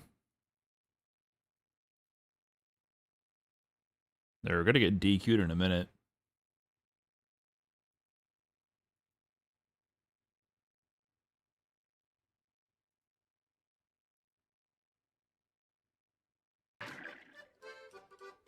Don't get DQ'd. Bitches and Sake with the big 52 was good, man. Appreciate that. Got the name of this song. This is Third Strike. Character select theme.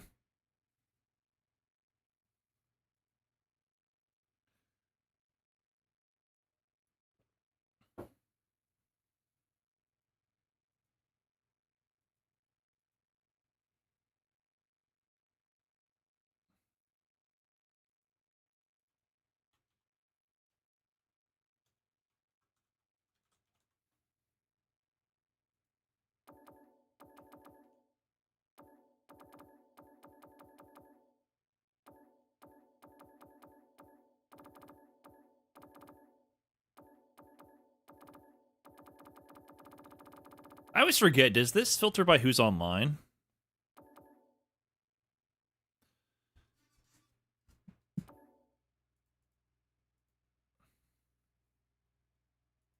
I guess so.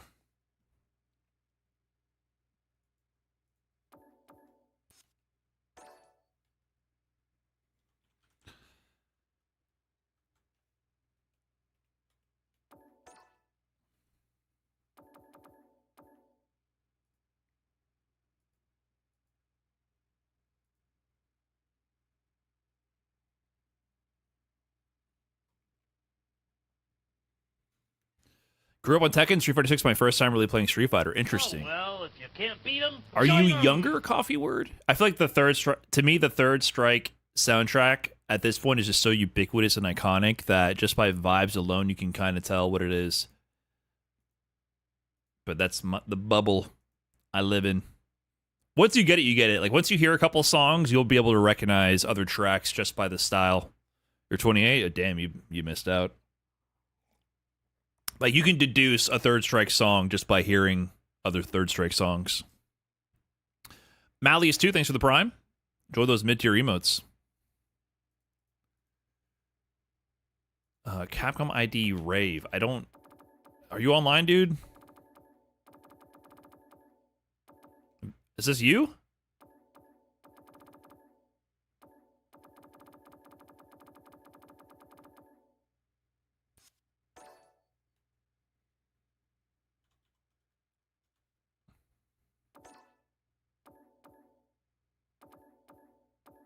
I'm confused.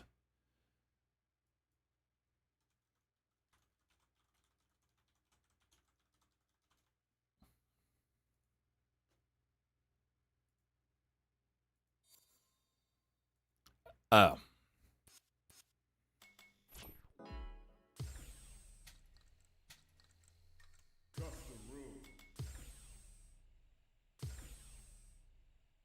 Hey, man, interesting place to put a heart.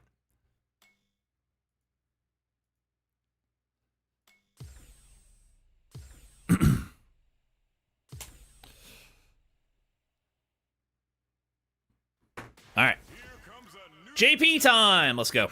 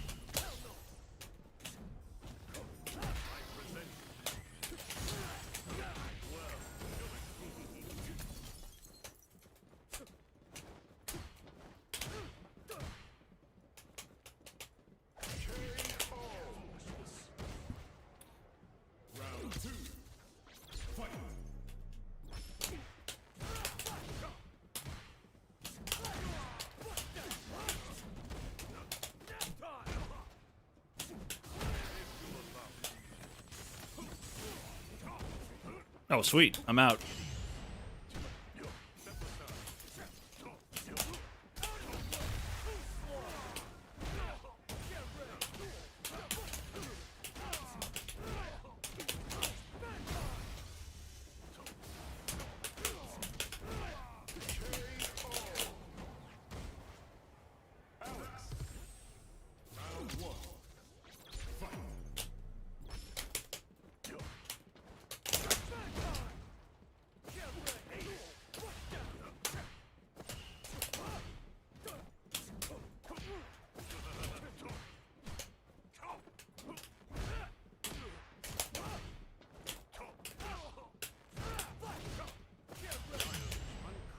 Nice check.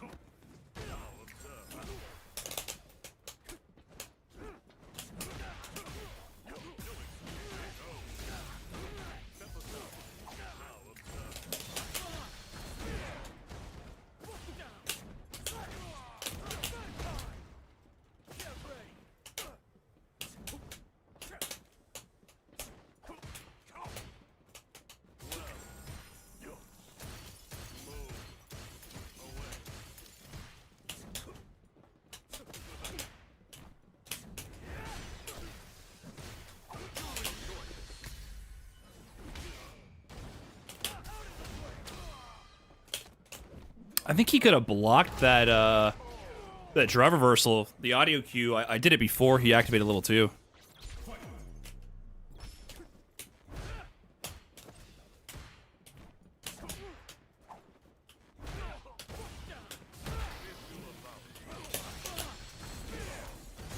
Cool, cool. Thank you, Amnesia.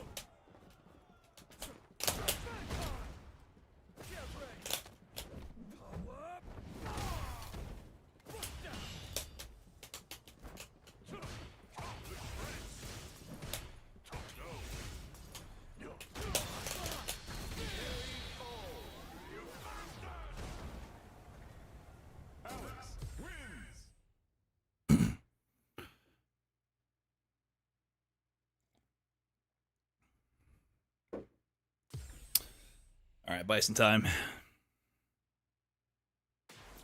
comes a new challenger.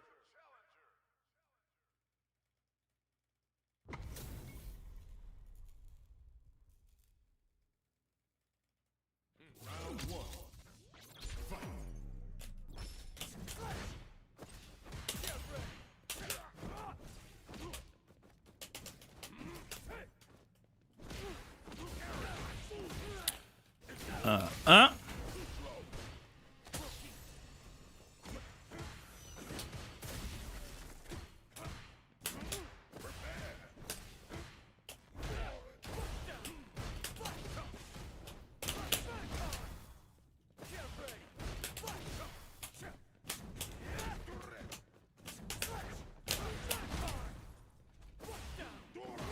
Oh, I wish you got your level 1. I was trying to bait that, man.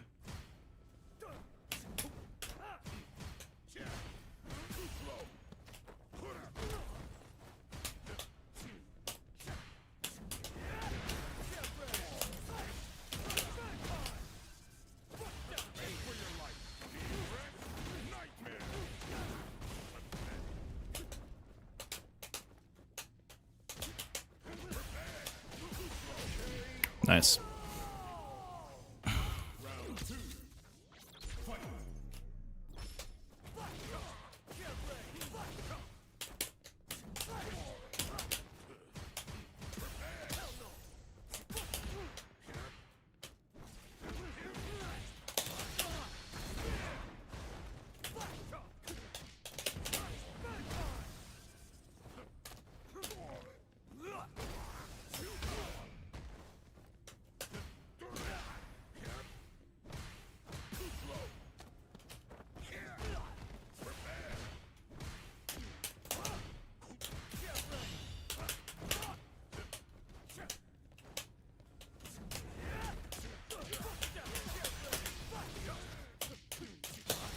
Yeah, I don't know if the DP would have killed there. Keeping it safe.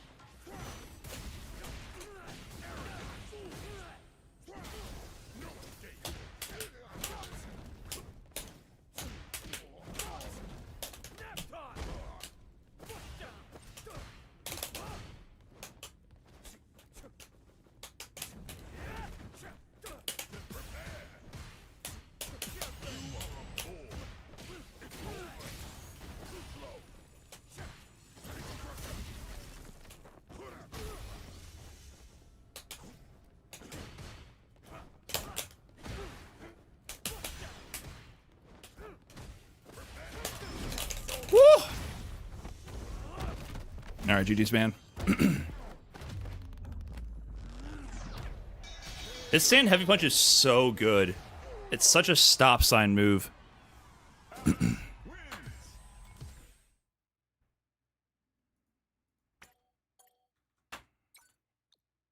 GG's, GG's, GG's. It has a huge confirm window. Like, you have all day to confirm it.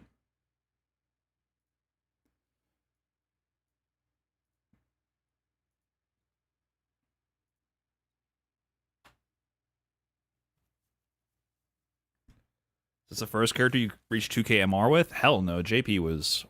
I was like at 2100. JP was fucking broken and I was more locked in.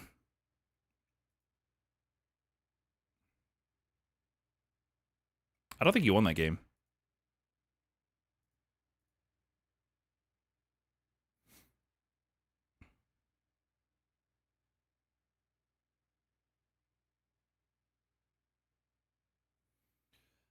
You don't have to have crazy hit confirms for staying heavy punch with Alex. I'm telling you, the hit confirm window on that thing is huge. It's crazy. Oh shit, my man Nero the Boxer, he's been giving me grief in ranked.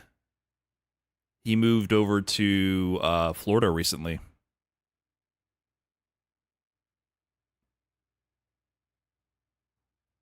Capcom Cup qualifier, by the way. He was in the group of death in Capcom Cup 2023 with Menardi, Angry Bird, Kaba, and Lashar and Ending Walker.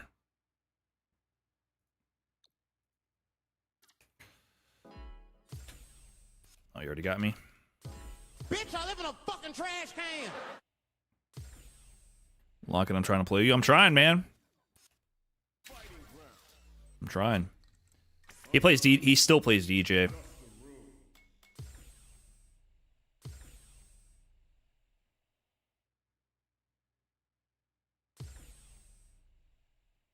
There's got to be an ad, guys. Sorry, I can't stop it.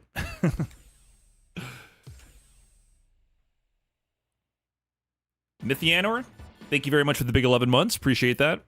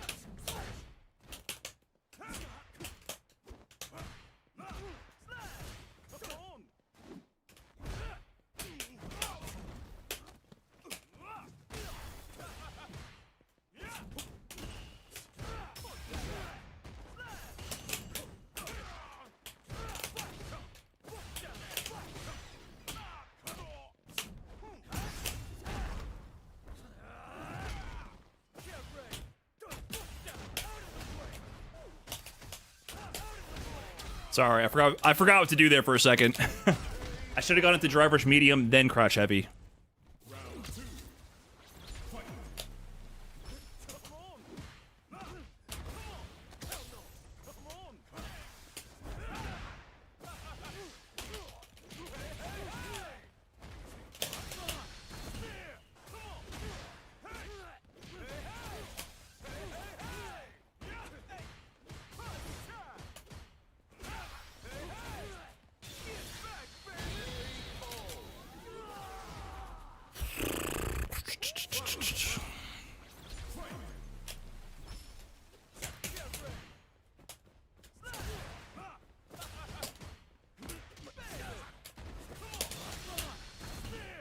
Brother.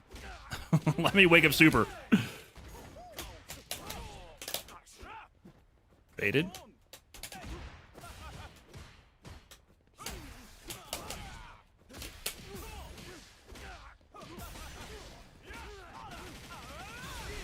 Yeah, I think I'm dead. Pixel? Pixel? Oh shit, Pixel for real.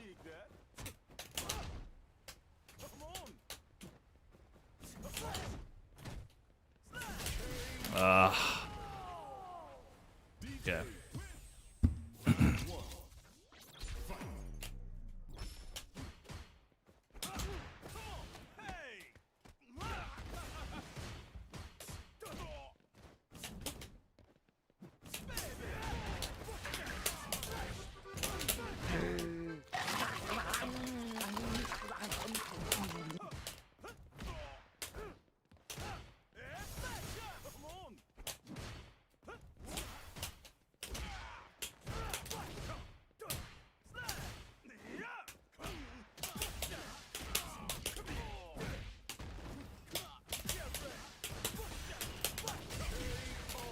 Ah, the combo got funky. I'm not that confident from drive rush conversions from the Prowler stance.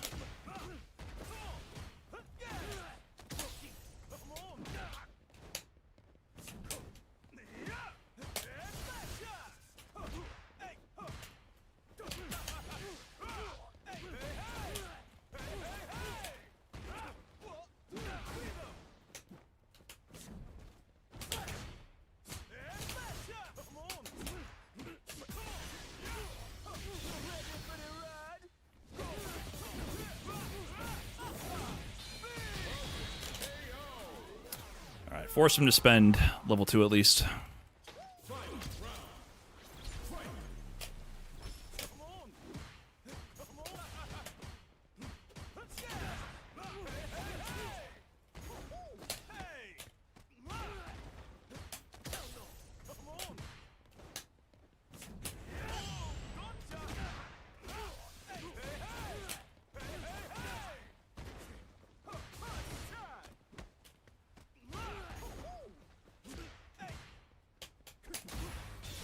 Nice. Ah, Lane. Fuck. Double perfect. All right, 3-0 comeback.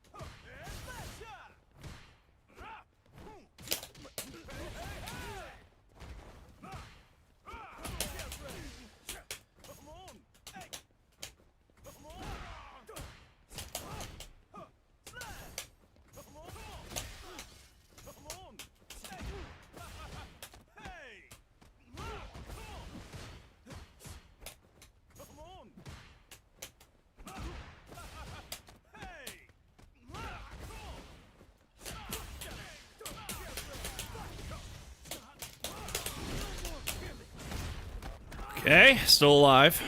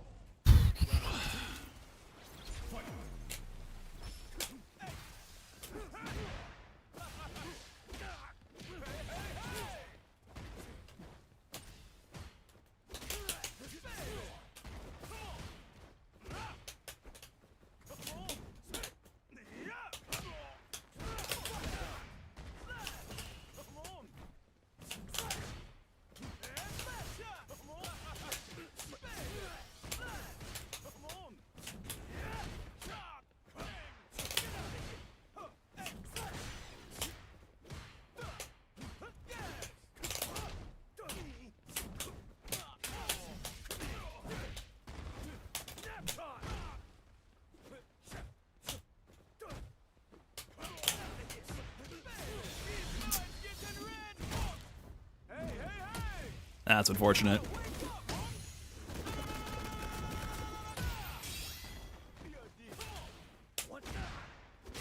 Fell for the basic shimmy. GG's, man. GG's.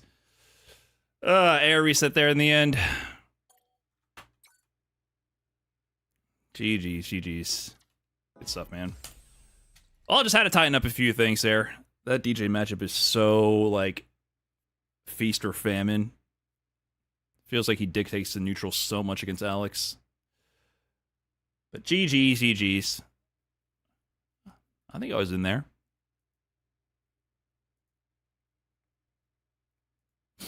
I got over most of the nerves and started actually playing the game for a little bit, so that was fun.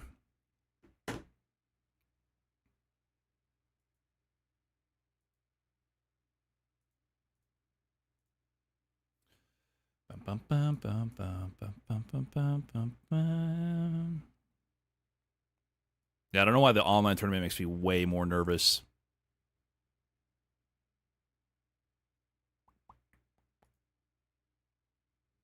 Oh, they put me as winner of game 2? Yeah, whatever.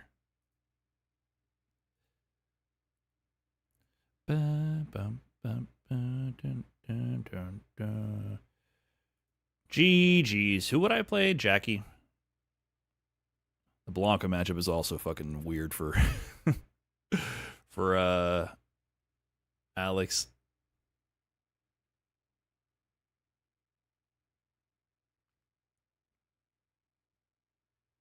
Hey, look, I outplaced it Twisted. That's all that matters. That's all that matters. We're all getting mogged by Strider here. Plan to do this more often? If I feel like it and I have time. Usually I don't have time. This Wednesday I had time.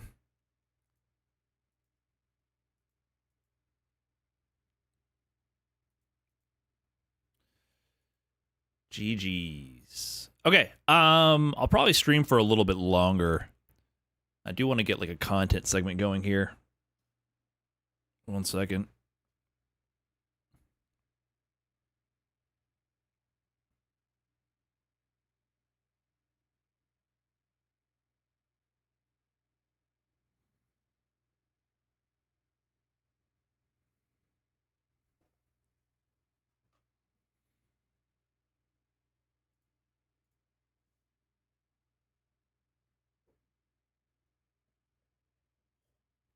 Yeah, I feel like, I mean, all the people who beat me, you know, just gotta tighten things up. I can hang, but they're very solid. Except for, yeah, I gotta figure out something to do about Thunder's Akuma. His style with Akuma, it feels like it smothers Alex bad. Just all the fireballs constantly going on. I'm like, that feels bad. That feels like I need to just guess with a jump. Any chance to see you on Evo, or it'll be a restream and chill? I don't even know if I want to support Evo or participate. I still have so many unanswered internal questions about what I want to do going forward. Weird time. Weird time. Okay, let me set something up here. Yeah, we got more content, though. Let's get to it. I got to get Slop for the Slop channel going.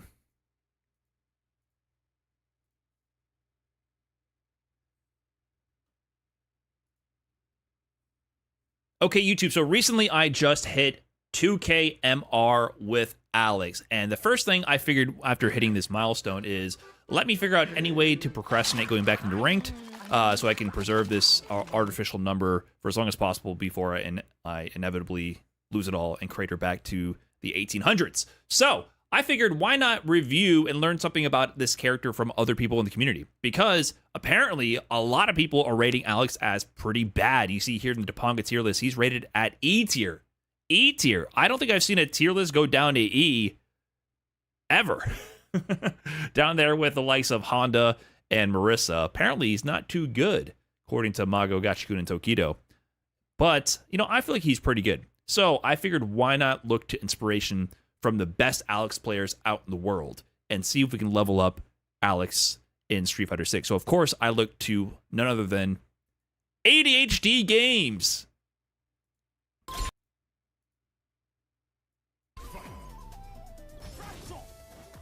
Yes, sir. Dive on in there. Drive rush, command grab, reset. Drive rush, heavy slash to bait out the drive rush check. Power drop to get him out of the corner. Prowler stance doesn't work out that time. Don't worry about it. You're good. Dash under after the neutral jump to bait the throw tech. Drive rush, armored lariat. Yes, sir. Optimal combos. We don't take any guaranteed wins around these parts. We reset everything. But jokes aside, I literally did do this during the tournament, and it worked. I actually took this from ADHD Games. This really did inspire me. This command grab to drive rush to heavy chop, actually pretty good. So shout outs to ADHD Games. But no, of course, I want to look to the CEO champion, the combo breaker champion, the Evo Japan champion, Legoat Leshar, because Leshar posted this recently on Twitter.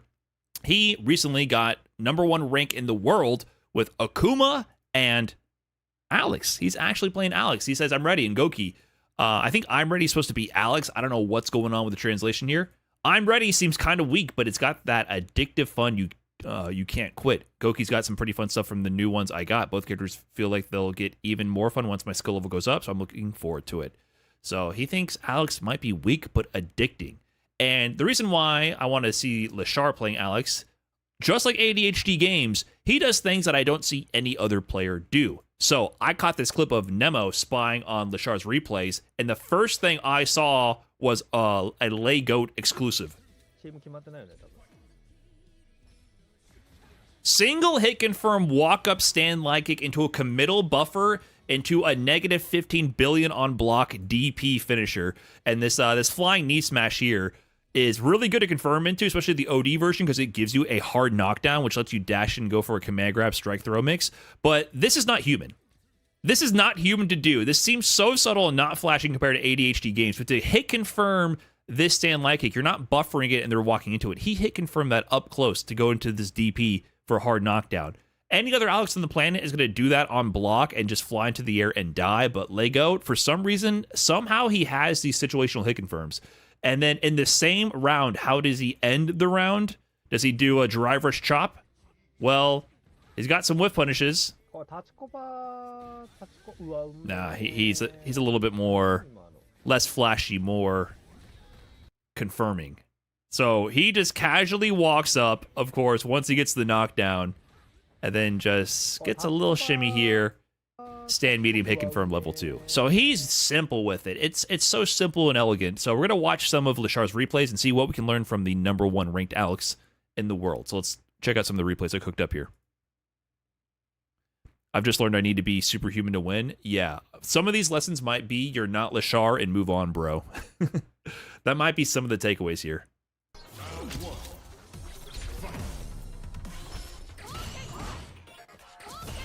Leshar versus Haitani. I like this check a lot. I do this as well when I can actually pull it off. Using the crush and like hit to heavy kick target combo. I don't do that though. Using this to get into the stance, but he does this into light slash as a plus on block slash. Let's go ahead and immediately hit the lab for that one. There's going to be a decent amount of pausing and going to training mode. You haven't already predicted that.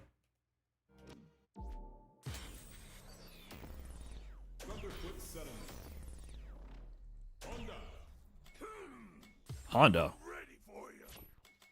I'm lost here. That's medium slash. Let's see. So for the slashes, from his transitions into the Prowler stance, I do know the mostly auto-timed setups for getting into the plus on block slash. So like from the Tara combo, for example. Well, I don't usually do it from Tower combo, but you can kind of do like a delay medium slash, and there you get the +1. From OD into that, it's like dash up and then dash heavy. You have to do a delay also. It's a little bit manually timed. It might be medium from this one.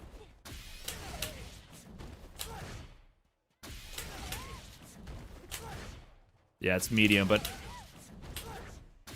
I don't really like these because they're very difficult to time, actually.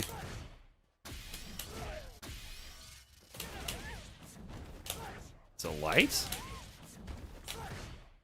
It's medium, but it's a strange timing. And then same thing for medium elbow. This one is dashed into heavy. And you can potentially get +1 to +2. There's +2. So he's doing the counter hit only combo, target combo, crush, and light kick into the stance here. Oh, that's free. That's auto-timed. The other ones are not auto-timed. They're very awkward. I've never done this. I use this target combo to stance a lot, but I've never done this setup. This stance is good too, because you can dash and get a meaty grab or jab there. But if you can do this into the medium slash immediately, you can do a command grab, potentially. Does heavy reach? Oh shit, you can heavy command grab. That means you can beat the lights, right? That's our 4-frame light.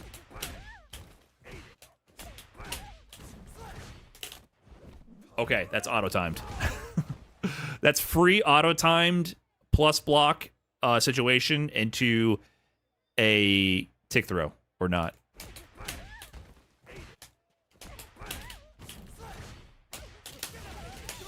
Okay, that's good. I, for some reason, missed that one. That's really good. I like that a lot. Consider that stolen. Thank you, Legoat. Chat, say thank you, Legoat. Crosscuts. I haven't used any crosscuts with the knee. And I've noticed this with Lashar as well. He likes to do drive rush, crouching light kick. For some reason, I never do this. Great crosscut. That's crazy with Alex.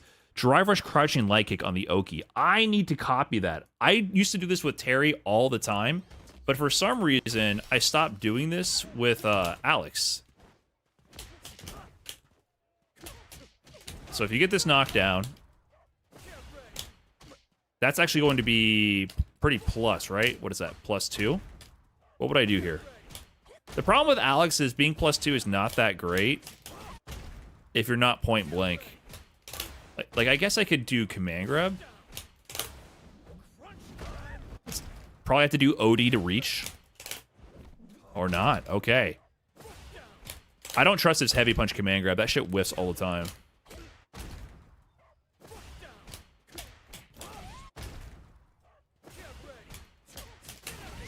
Probably just jab, jab for the most part. But that's always a good option because if they're instead just standing and they get hit, this will be +7.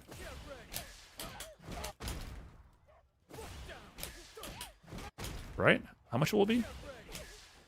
+6, excuse me. This will be +6. Yeah, you'll probably just have to go into lights then. And just route to DP or something. But still, this as a low option, I think one issue Alex has is people walk away from his pressure pretty free. His lows aren't that great. I like to do this a lot. But I guess this doesn't really set up the tick throw, does it? So why wouldn't you just do crouching MK? That's +2, but you can't command grab, can you? Yeah, okay, this is usually what I do. But there's no mix. I see. So he's getting command grab mix that will beat actual reversal buttons. Yeah, that's the difference. Yeah, I usually favor crouching MK. More reward, but too much pushback. Light command grab will work, but that's going to get mashed on. Okay, I see. More drivers crouching LK.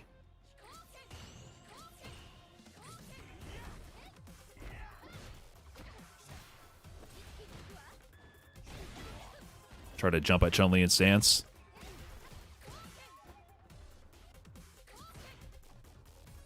Two stance-ass characters. Look at Haitani trying to get Schwifty with it. He's going into stance out of it, drive rushing.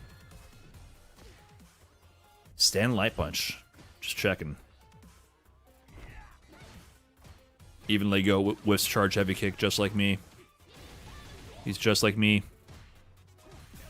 What a finch. Yeah, Alex just has difficult time confirming and keeping sequences up close. Oh yeah, just be Legoat. Of course. Of course. Once again, just be Legoat. No big deal. Is this guaranteed, I wonder? I wonder if this is guaranteed. Let me try to do some science here. Let's see what's going on here, okay? So, he's getting a mid-screen throw loop situation. Let me see if this actually makes sense. Oh, the recovery on this is crazy feeling.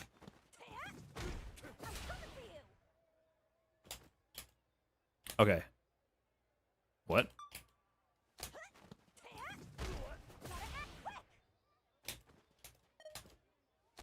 Okay. Can she block here? Is this tech? She can't block here. She can't block here. This is, you know, Lashar used to actually be a Chun-Li player. Remember when Lashar used to be the best Chun-Li? That used to be her thing. So, what I'm seeing here is that if she commits to Drive Rush after the throw, she is forced to do an offensive action, which means if you buffer a light here, either you are getting counter hit by her button, or your light is making contact with her, in like most situations, barring some extreme circumstances. So that means you don't have to be concerned with the opposite. So imagine the opposite situation where she could Drive Rush in and block in time. It would look like this. Like that. And if you auto-piloted your buffer into super, and you weren't bad like me, you would get a super on block there.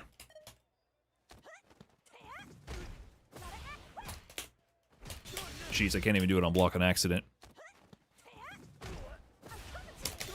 Like that. That's how it would look if you got baited.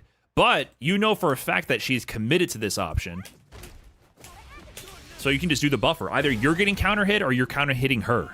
It's one or the other. So if you think she's not going to immediately press a button, then you can just commit to this buffer. And you just win or she counter hits you. It skews the risk reward heavily in your favor. Let's be real, you got to remember this in a match. Maybe not, but I remember stuff like this all the time. That's what playing Street Fighter is. Just to be very clear, people do remember this shit about matchups. That's what knowing matchups is. And this type of interaction is common. Knockdowns where Drive Rush forces the situation where they can't block in time, that is a type of interaction that occurs. So knowing when those moments happen in certain matchups can help you compartmentalize that. Oh, this is an interaction where Chun-Li cannot block after Drive Rush, and you do the same option. So this is what knowing matchups is, and just to be very clear, players do know this. They do memorize this, and that's what, you know, knowing a matchup is. So I don't know if that's surprising, but I might not remember it from this video alone, but people do remember that kind of stuff. So that explains the logic behind what he's doing here. So he just doesn't give a fuck, because, like, she's going to have to commit to pressing a button there, or else... And she might not want to commit to pressing a button, because what if he wakes up super? Does that mean you can do the crushing like a crushing heavy kick turret combo? Yeah, probably. That kind of makes sense. That's another option along the same lines. Less reward, though. I think the idea, because you're risking just eating her, like, Drive Rush button, you're probably not going to do that, because if she Drive Rush into a button, you just die. So you probably want to do an option that's going to kill. That's the idea. It basically becomes you press a button or you die. You flip the risk reward in your favor by doing this. That's the idea. The risk here is worth it because the reward is win. The risk is still you get counter hit and you eat a full combo. But this is good to know all the ways to weigh the risk reward in your favor. Stance. He did jab, stagger, jab, lariat, and ate a perfect parry from Haitani. I don't know how he got a perfect parry on that string.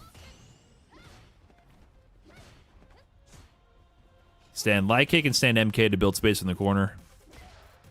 Stand heavy punch. Yeah, that move is so good on counter hit just to convert to stand LK into the DP. Stand meaty punch. +0 on block stand meaty punch is so good. Plus frames, stance, jab, whiff. I think he did that on purpose. Nice perfect parry. I think here this is on purpose. So he goes into stance, I like him going into the jab to the dive kick. I got to do that more to set up the spacing in the block string.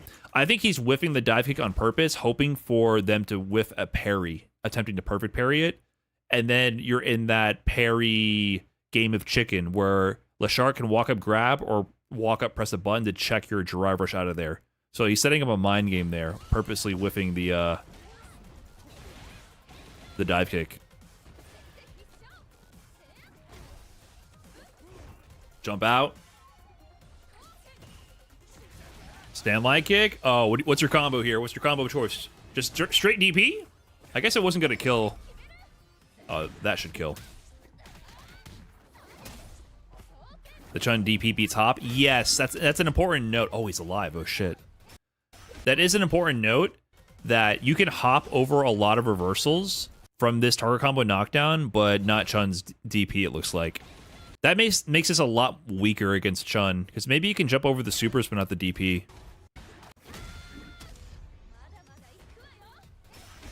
Wake up drive reversal. No super. No! Oh, God. I think he missed his DP. I think that whiff light kick was DP, and Lashard would have actually smoked Titani there.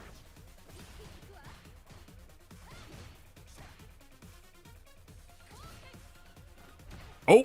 I don't know if he believed in the whiff punish. Damn, he believed in that. By the way, Haitani on Classic, I keep forgetting. Nice. So I like this option too. Command grab and just go into stance and maintain that range in the corner. Very good to anti-air if they try to jump out and threaten with the slash. Sweep on the stance. Guess. What's he going to do here? Drive rush? Drive rush whiff, jab to beta reversal.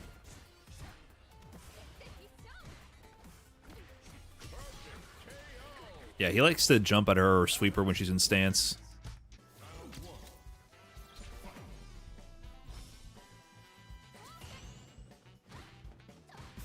Okay, not falling for the stance shenanigans. Woo, perfect parry to Das boot. Yeah, even there. See, look at the shenanigans he's setting up. This time he whiffs the dive kick, he whiffs the anti-air, and it sets up a scramble. He's able to convert, but drops the combo. Let go. Oh, he goes in this time. Crosscut? Dude, I am not doing this crosscut. This might be better against Chun-Li because of her floaty-ass jump, but I have not tested his crosscut abilities. I just don't believe it.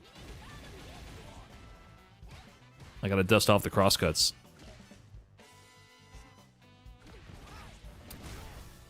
Leg out, how do you do this? How do you do this? You just believe? This is not normal, man. That's not normal. If Haitani walked and blocked there, Lashard was dead.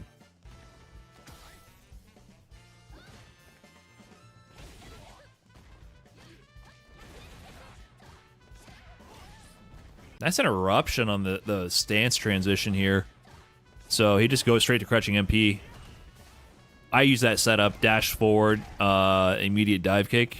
Hits pretty meaty. Oh, he goes for crouching MK there. Haitani walking back, scared of command grab, maybe?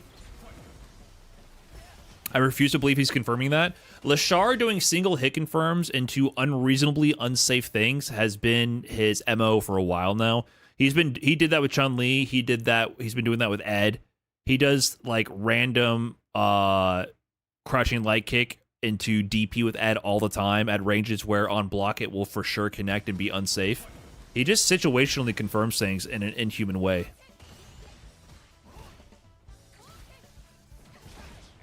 Okay, this one had a bit more context. Okay, to be fair to the rest of us humans, this one I think you can do. You see how he notices the situation. He's situationally confirming it here. So he's going to go in, be in range, and then as soon as he presses stand light kick, he's buffering something, and he sees a big-ass animation happening. He doesn't have to know what the animation is. He just has to see that Haitani is clearly not just blocking, and then just buffer that immediately and commit to the DP. So I think other humans can do that one. That's good to think of that, to have that as your game plan. He tries to beta reversal here. This is a hard knockdown. You can get a straight command grab. He tried to beta reversal. Man, his footsies are so good. I find this matchup pretty hard as Alex. Driver's crouching like it. So he pushes them out. Common spacing trap to do with a lot of characters. Push out a little bit outside of the medium poke range and then drive rush in. I don't do it with Alex though, because his driver is kind of ass. Okay, leg goat whiffed. Command grab, burnt out in the corner. You tacked. Even the goats have to guess. What's the guess here? GG? GG.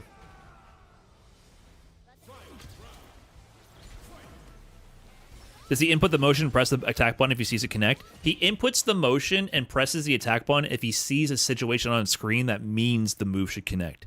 He's not reacting to the move connecting. He's reacting to the situation on screen. For example, if he sees at this spacing, if he sees Chun-Li in any animation aside from blocking or walking, he commits to the DP. So when you see her dash, when you see her pressing a button on startup, you look for anything, any animation that is not blocking, and then you believe. That's how Lashar is doing this. I'm not saying it's that easy. There's some situations that are easier to confirm than others. And there's others where they just walk into the button and he believes. So he just has situational confirms down to a science, and he's just a one of one doing that. But there are ways to incorporate this into your game. And I use that for easier confirm things as well when I single hit confirm into super, for example. So, that's just a Street Fighter confirm thing, but he's doing it on like the most extreme degree.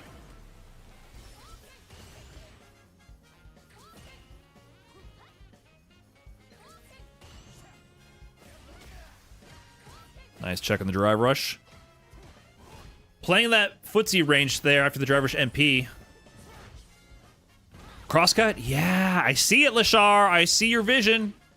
Oh, he tried to snipe that parry drive rush OS.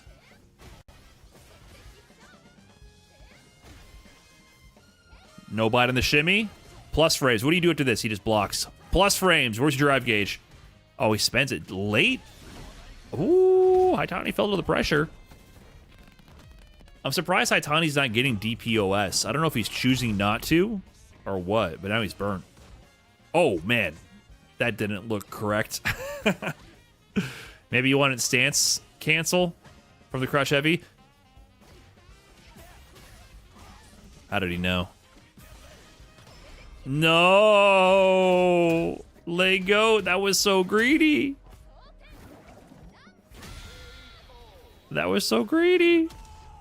I think he started this combo, and then this is if he's human like me, he started this combo and it was like, wait, this might drop, because the lariat loops, if you start from a crouching medium punch driver's cancel and you do like a back MK first, you actually have to do a weird combo of lights to ensure you don't go out of range for the last crouch heavy. And then also he's like, this won't kill. And he's like, let me get a quick reset before I checkmate myself. So I think he kind of spent his meter incorrectly here, to be honest. I think he should have kept the meter. But he was going for the gusto. Boot?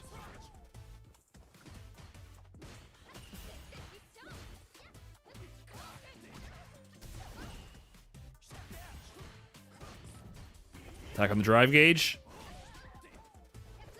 Haitani tried to jump away from a potential command grab after that. Yeah, nice throw in the parry drive rush OS. Hesitated his option to check that.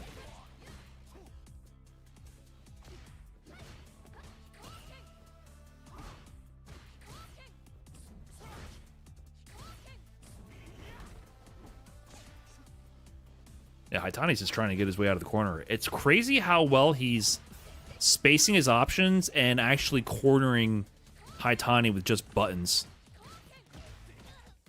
Oh, punishable in the fireball up that close. I don't think Lashar was ready for that. Oh, he's trying to play the dive kick minigame. Okay. Weird.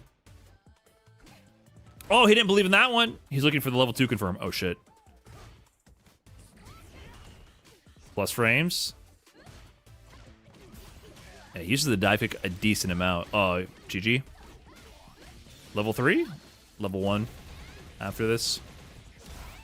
He has to spend it. Yeah.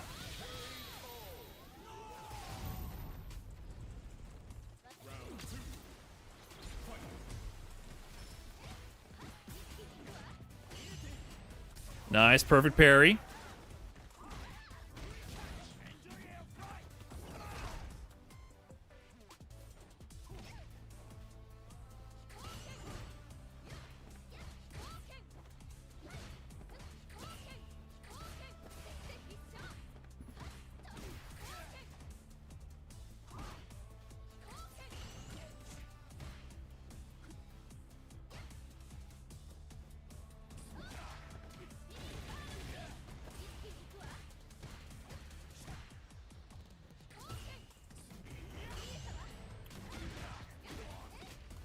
Yeah, he's trying to play the mind game on that dive kick a lot.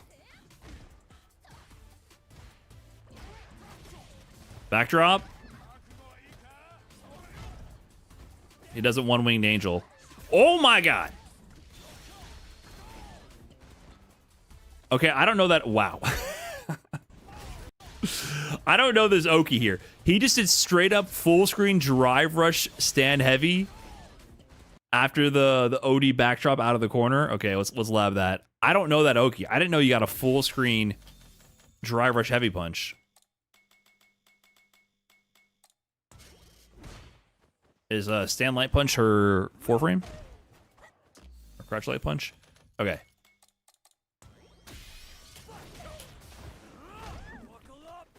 Is that a safe jump? No, the one that keeps the same side is a safe jump.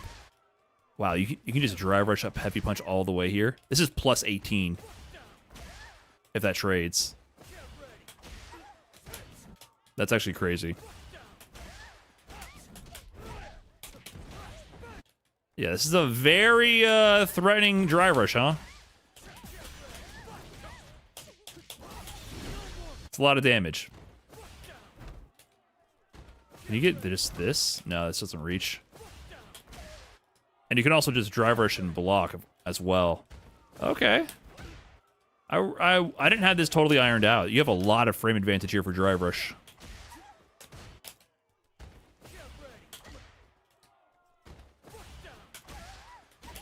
If that counter hits. Nice. Drive rush GDT? Maybe Lashar will do that. I feel like it's coming anytime. Oh shit, did I miss that? Tracker status with the 5 gifted memberships. Oh shit, thank you, dude. Didn't you do that the other day? I don't recall, but appreciate it, man. I don't know why that's not showing up on the YouTube notifications, but thank you very much. And TD18XD with the 40 also. L Angry Bird with the 54. Thank you, everybody.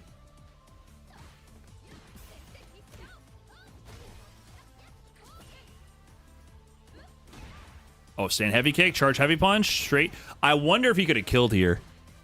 I feel like he could have killed there. That's always an awkward situation. We'll check that in a moment.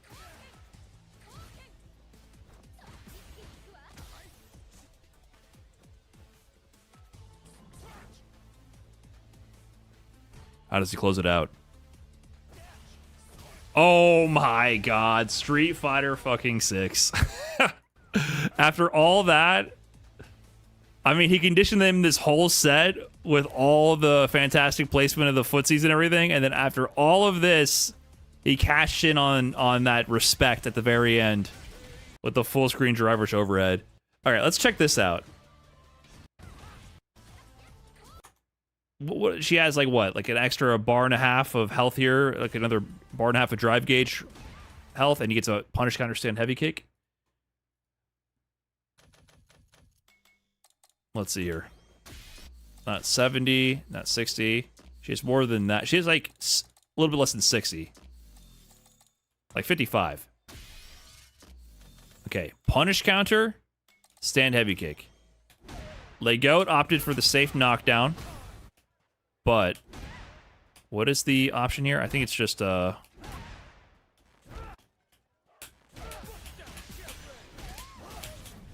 like that.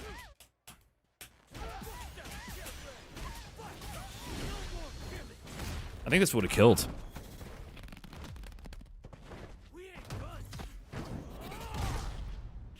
Oh, that wouldn't have killed. Is that the best we can do? That's what 3,490 before. He wouldn't be able to do level 2. He was at a different spacing from the corner, so I can't do level 2 combos.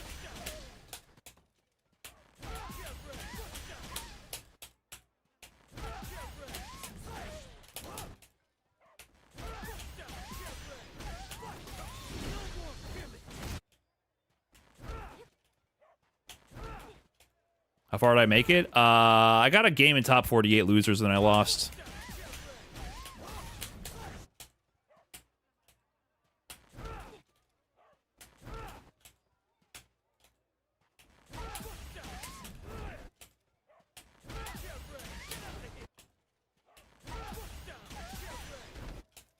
The only other thing I can think of is something to like.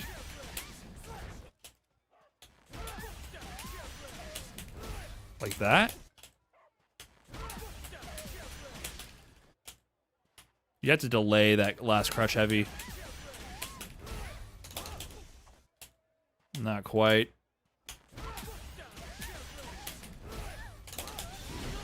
Oh shit, I got it. Does that work? Consistently? Yeah, that's a kill. Does that work consistently?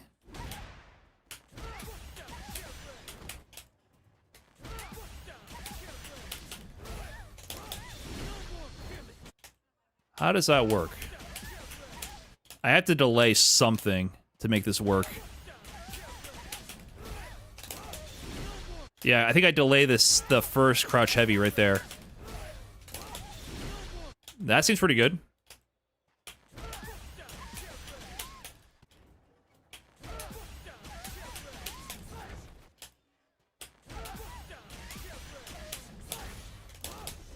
Yeah, I think the lariat's the play. So delay the first crouch heavy, and then do everything else immediately timed.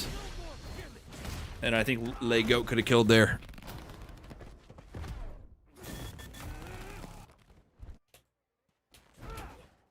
There we go. There we go. Okay, we got one more replay already primed and ready.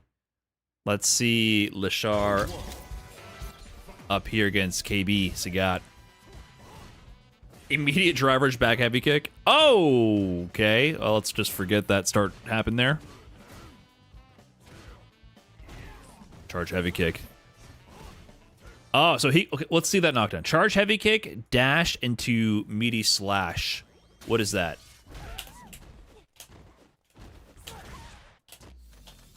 It might be dash medium, right?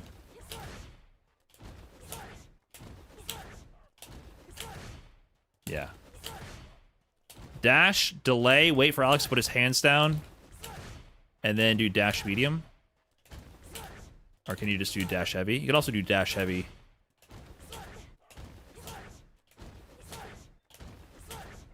Yeah, you definitely want to do at least dash medium.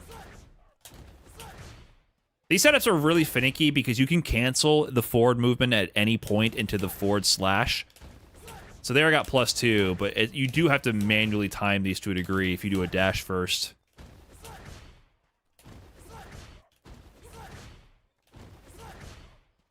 There we go.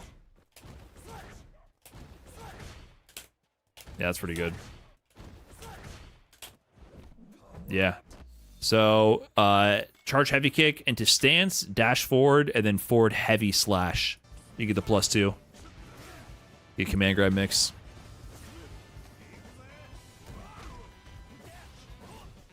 Drive rush. This is almost what ADHD games did. Back throw, drive rush, medium elbow to bait out the parry. If he did heavy slash, that'd be the ADHD games. Lashar likes to do jab, jab, lariat when he gets in for Oki.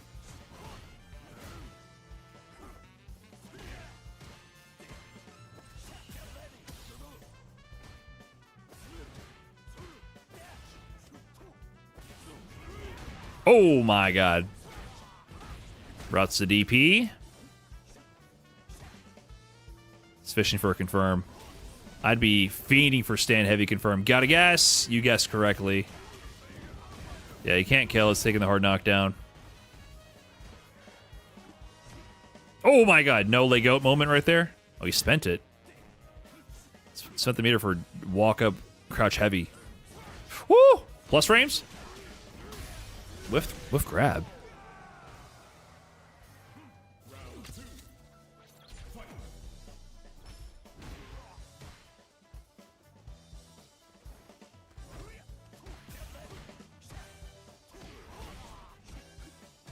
Yeah, even from the elbow, he doesn't get good low confirms.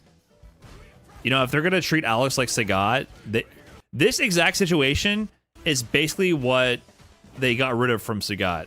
Right here, if they want to give Alex the Sagat treatment, they would make it so that this has less pushback, or they increase the range on his lights so that this doesn't happen, because this is literally Sagat's problem pre-buff after his release, after the My patch. And that's a big problem with a lot of Alex's situations. Which is not, I'm not saying he shouldn't have that weakness. I'm just saying with Street Fighter 6 balance philosophy, weaknesses aren't allowed.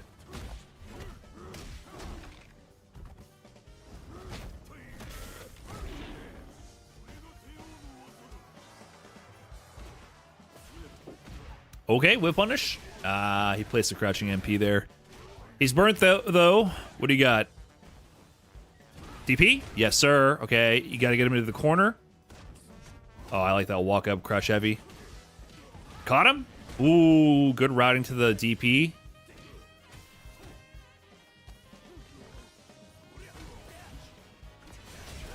Nice. Nice comeback. Took full advantage of the lack of meter. Woo!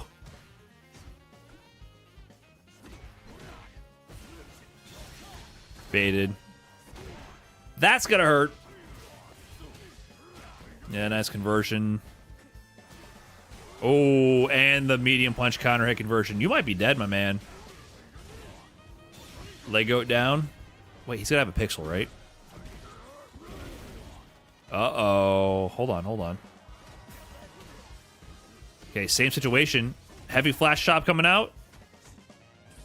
Pixel drive gauge trying to bait out something. Stealing turns. Stealing turns. Oh, okay, he was he was kind of desperate, huh? He was kind of desperate there. I thought I haven't seen these matches. I thought maybe he made the comeback.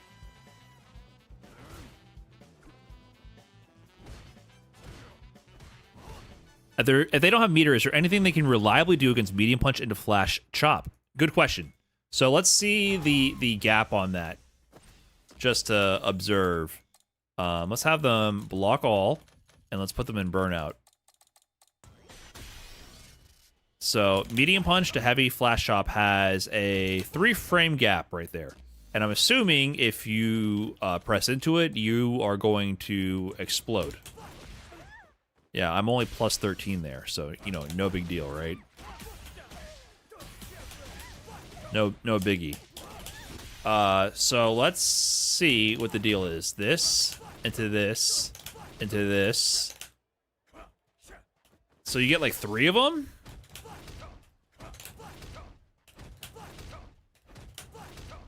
That has a pretty big gap. I guess the problem is this.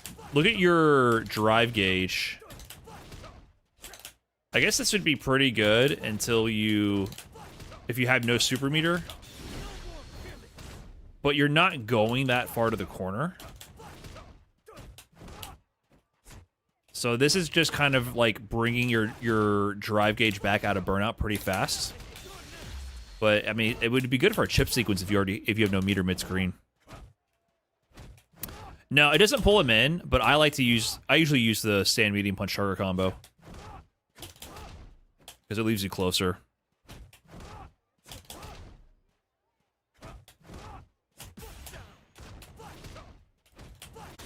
Like mixing this in with lights, but this is good to know as well. I wasn't too clear on, like, if they have no meter and they're gonna get chipped, this is just good.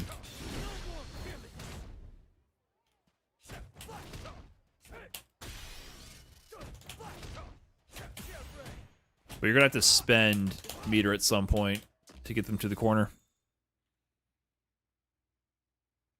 But if they're in the corner, what happens here? 3. The 4th one will lift.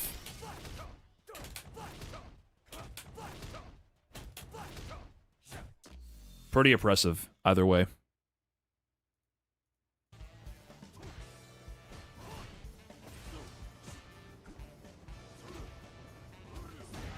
Oh, nice. Stand heavy kick whip punish, charge heavy, ODDP, guess. Regular grab, hedges the bet.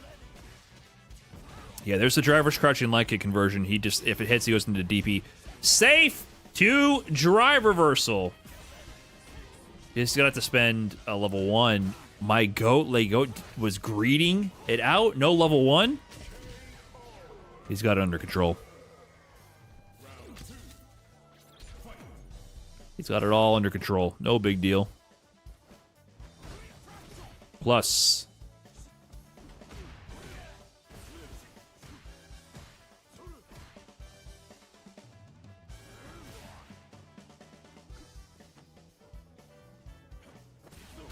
Oh, he tried to charge that up.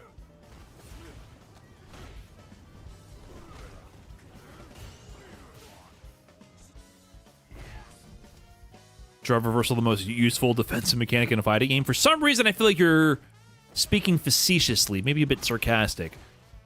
But I kind of agree. It feels like drive reversal is ass until you go up against a Dawson player, and then that shit is top tier.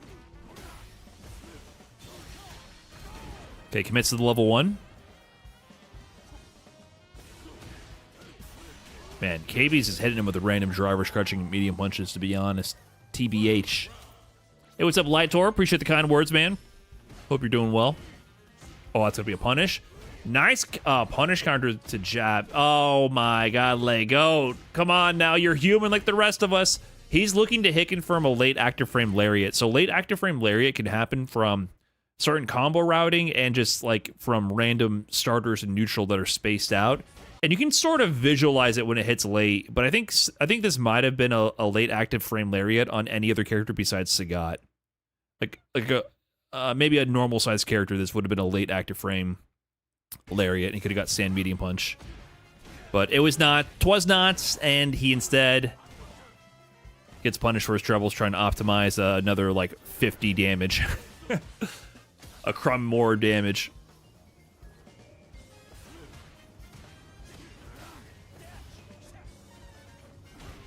Nice. Sweep, he's in. Oh, he's going ham.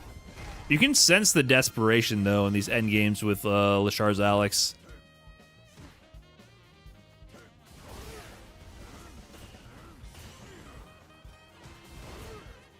Can he get the confirm? He just needs a single touch to level 3.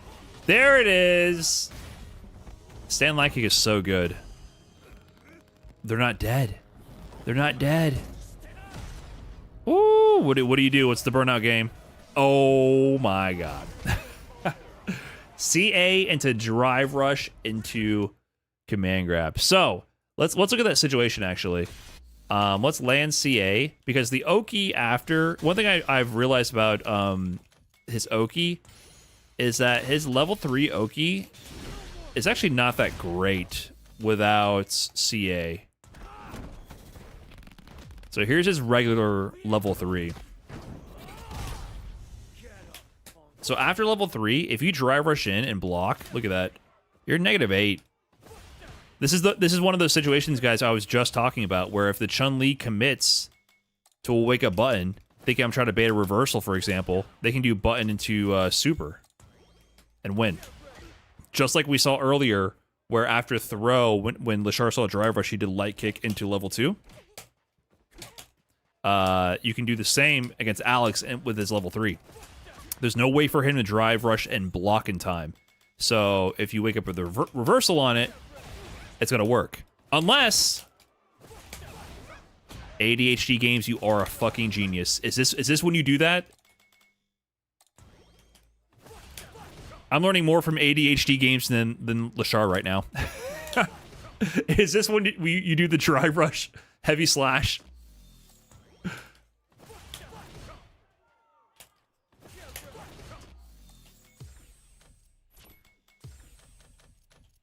If this can also bait crouching MK. Oh my God.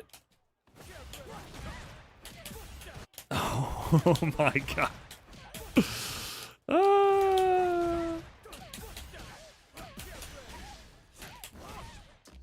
Don't think it'll work against Ken. Yeah, it's going to depend on their reversal. So Ken, it might be character specific. So Ken, it probably won't work. It'll probably work against Terry. Depends on the reversal, right? So we can show Ken really quick. And I agree, it'll probably lose.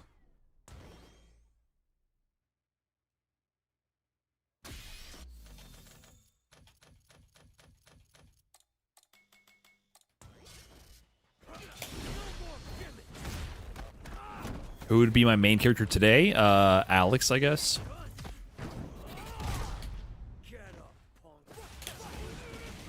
Yeah. Can I do something like this?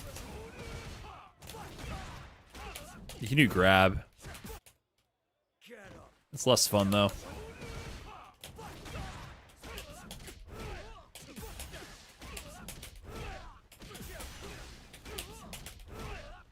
Oh, shit. You build a level 1 here? That's baller.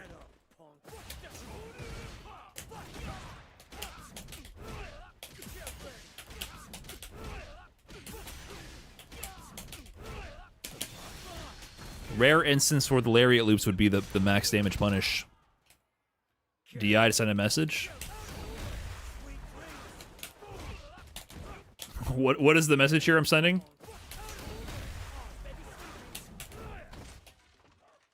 I don't even want to begin to think about optimizing this combo.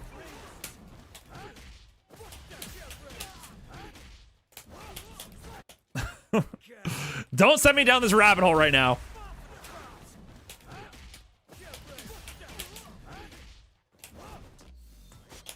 Okay, what about Sagat, though?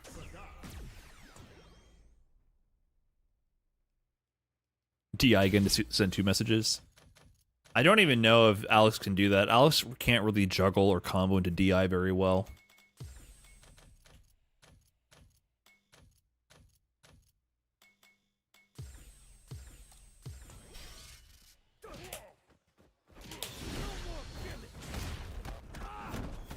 Does it bait Jury's crushing MK? Hers is the furthest reaching. Really? Beyond Chun-Li's? Oh my god.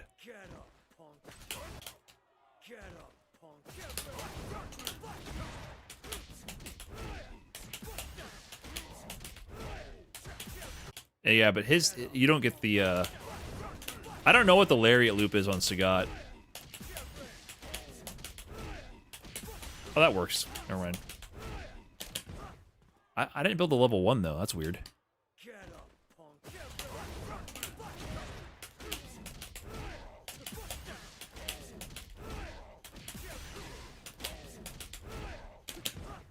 How come I'm not building level 1 here? Is that because I blocked the DP? That must be because I blocked the Ken's DP for a single hit to give me a pixel of super meter and the other one. What am I using for a stun combo right now? I usually, if the meter list, I just go into the lariat loops.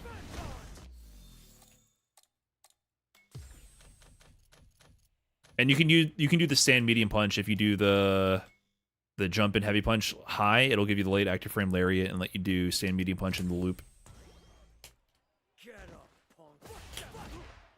God damn it. What is wrong with you, Sagat?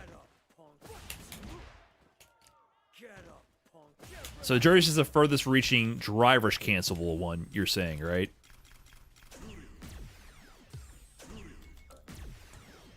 Sagat has to have more range.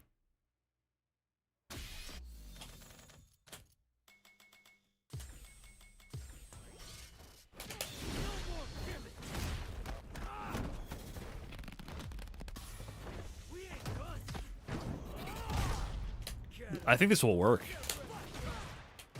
Yeah, that's crazy.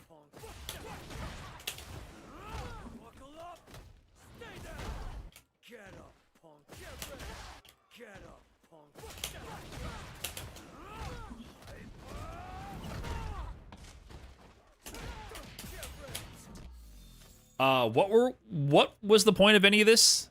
Okay, that's Oki after level 3. Now, the problem with the Oki after level 3, like I showed you, you can't driver block bait, but you can hold your momentum to bait.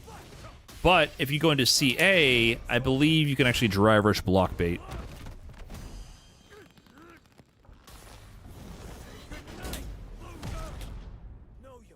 So this is plus 25. And if I drive rush in, I'm -1. Yeah, so you can drive rush block to bait out DPs.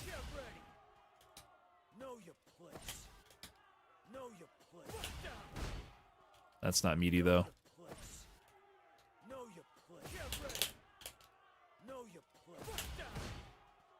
That's +4. So this must be hitting meaty, right? This is only normally +1.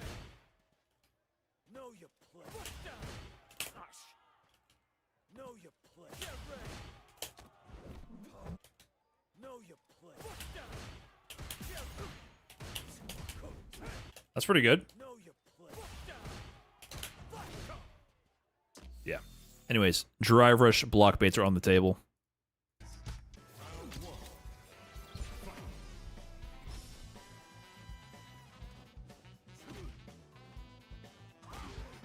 Yep. Stand heavy punch confirm. Hard knockdown. What's the mix? Crouching light kick again. Pretty light on the pressure after the hard knockdown. Man, he's just doing raw elbow. Medium elbow. Like a dash punch. Oh, he went for it. You try to check the movement. Drive rush Oki. He halted momentum and everything. Baited. Was I not saying? Oh my god. Was I not saying he's trying to apply these mind games on punishing you for trying to tap parry? I gotta employ this. Charge, heavy kick, stance, whiff, dive kick, walk up, OD command grab into like more than a quarter of your life, 30% gone. Damn.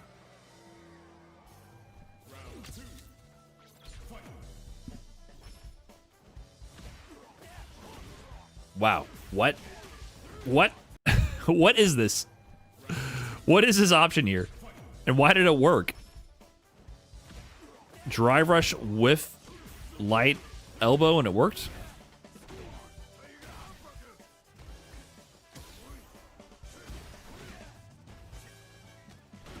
One throw. Two throw.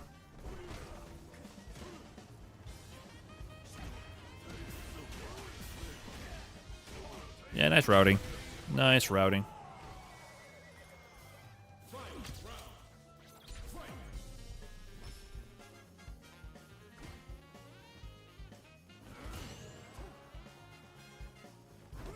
Oh! With Fighter 6 right now. Nice confirm.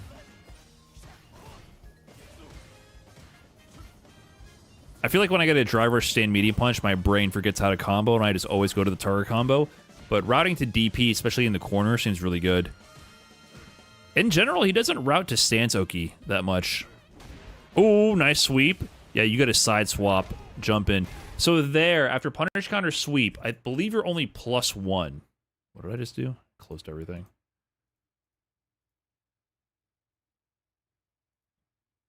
So here, let's turn on punish counter.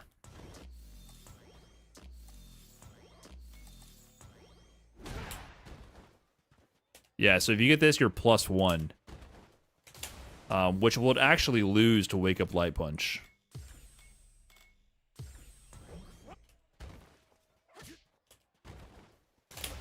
But of course, you can just do...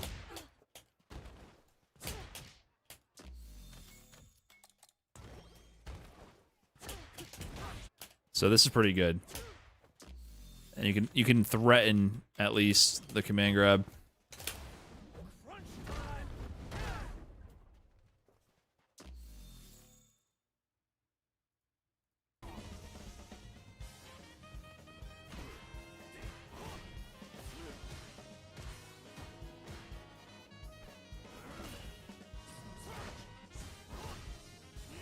How did he get into this stance?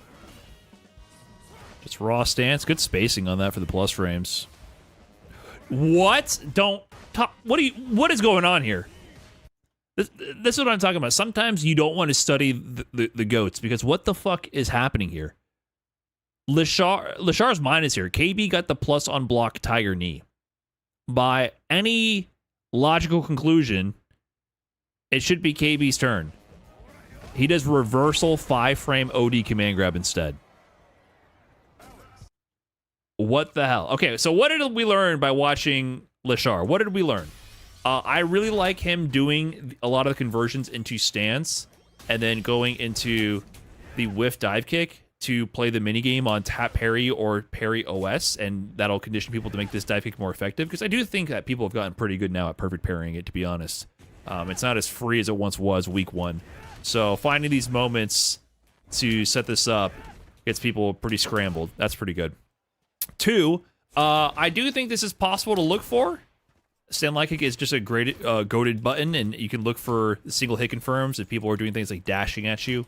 I don't think you're going to be doing this raw IRL and just doing Lashar level hit confirms, but you can look for this in case they're whiffing a button or if they're dashing at you or drive rushing.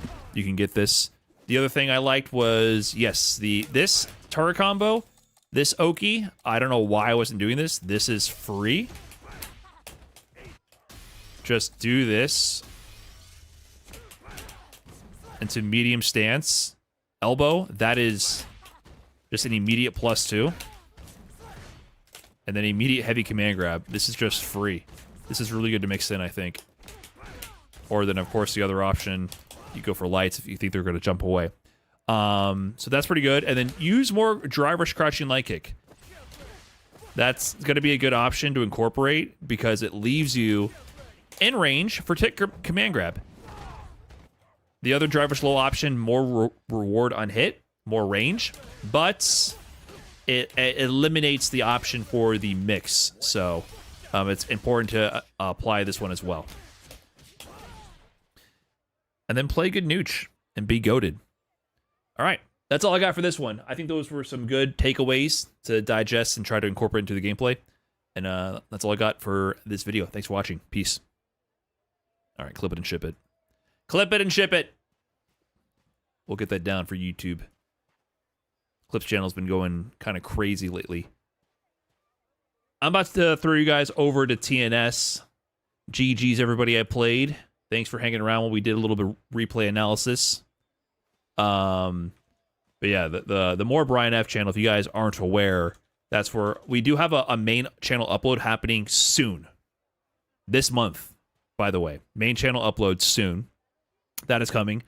But the More Brian F channel, you know, we're getting the videos going there. So if you're not aware of like where the more frequent uploads are going, head to that channel. Yeah, dude, the comments, this video is insane. The comments on this video are fucking insane. I went through the comments that I had to approve in the dashboard, and people are saying heinous things. It is absurd the amount of coping and amount of vitriol and just pure like lashing out emotional reaction that people get when you go, hey man, rage quitting is probably not a good thing. You fat fucking slob son of a unemployed bitch loser, fuck you. Like, it's insane. People are going insane in the comments. Pure like, look, 2,194 comments. It's just nonstop. It's nonstop. But you also have the other people who are like calling out the people who are trying to defend themselves for being rage quitters. It's because they feel accused. Like, this is my most disliked video I think I've ever done. I have hundreds of dislikes on this video. Hundreds, because there's a lot of people watching this and they feel personally attacked because they're being... It's a whole, like, you know, reflection mirror up moment for them. It's crazy. And the comments keep pouring in. And some of the comments I saw on the dashboard that got blocked were ridiculous. They were really just nasty. I mean, a lot of them are typical. Like, this is pretty typical. What are you rage quitting for? Probably because no one wants to play the game or they can't do anything because the opponent's juggling them. You know, a lot of them are like typical missing the context of what game they're playing type of casual comments, which is fine, whatever. But some of them are rough. I don't know if I can find any, but people just keep going with the comments.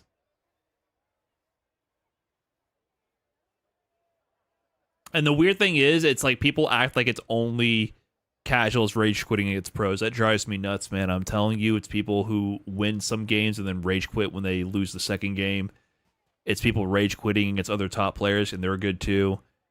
It's rage quit. There's rage quits at all levels. It's not just bad matchmaking leading to pros beating up on noobs and they rage quit. That one is the most understandable one. That's not only what's happening. I guarantee you, casuals are rage quitting against each other. You try hards are pathetic. Yeah, there's a lot of coping like that. Like, in general, I mean, that's what happens when you put up this mirror, like people are just playing the game, they're calling you tryhard. Like, yeah, we know how the game works, and that's what we play for fun, and therefore we're tryhards. Okay, but also I just do think the culture of trying to shame somebody for trying hard at a hobby they enjoy is a really sad culture. I think that's always been a thing. People like to lean into that mystique or persona that they don't put in effort for whatever they do, and even people who get really good at things tend to put in a lot of effort to hide the fact that they put in effort for something. And I think that's pretty sad, because I feel like I wish like American culture would get away from that and embrace putting an effort to grow in an area and make that seem like a cool option. I think being a tryhard is bad when it's you trying to be something you're not. Like a tryhard would be someone trying to fake confidence or to try to pretend they've reached a certain status in something when they haven't, or, you know, put up a front, basically. That, to me, is trying hard in the wrong way. But if you try hard at any kind of skill development, your career, your hobby, whatever, that, to me, should always be celebrated. That shit is always good. I think that's always a good thing. And then there's people who do actually put in effort to get good at something, and they try to make it appear as if they didn't put in effort.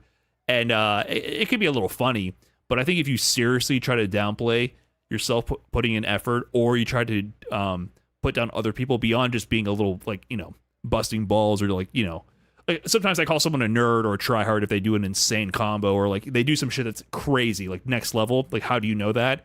But as a joke, it's fine. But if you are serious, if you're like dead serious, you are a tryhard, and fuck you, like, come on now. There's a time and place for everything, of course. Obviously, if you're playing a casual gaming experience, IRL.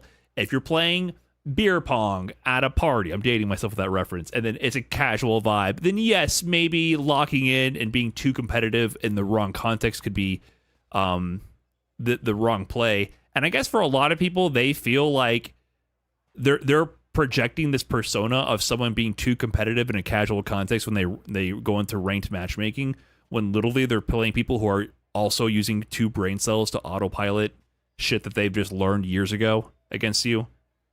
Like, they're not actually trying that hard. You're just that much worse at the game because you are new and it happens.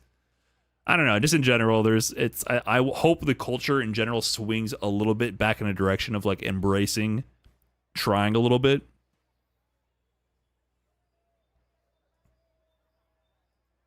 The beer pong table's uneven, bro. Right. Like, being a tryhard can end up being too competitive can lead you to be unsportsmanlike as well on the other side of the spectrum, for sure. But there's always this projection. Law, the pro gamers are big babies. Look, have a lobby for the pros. The game's main cash audience is casual gamers. If all you top 10,000, this is the other thing. The definition of like the rage quitters mantra always requires boogeymen. Like, everyone's a pro. If you know how to do an auto combo and know how to do a tag, you're a pro. Where did that comment go? I was trying to zoom in. Top 10,000. That's more than the active concurrent players on any fucking fighting game besides Street Fighter. This game is not going to have 10,000 concurrent players. That's crazy. You are probably top 10,000 in the beta. Was there 10,000 people playing this beta? Maybe. Actually, maybe. You were probably top 10,000. But there's always a boogeyman. Everyone's a pro. Every person they go up against is the best player on the planet. If you know how to use any of the mechanics, you're a sweat, you're a pro. And I earned the right to rage quit. There's always a justification. They're always shifting the goalpost.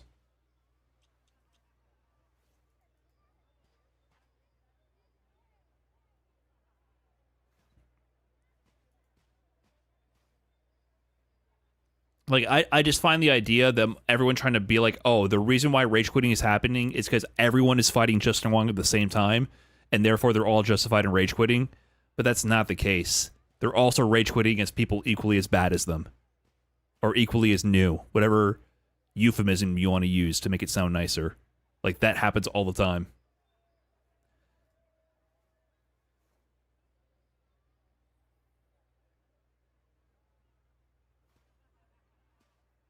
Getting real tired of people acting like fun and learning a skill are mutually exclusive while they're playing MOBAs and hero shooters.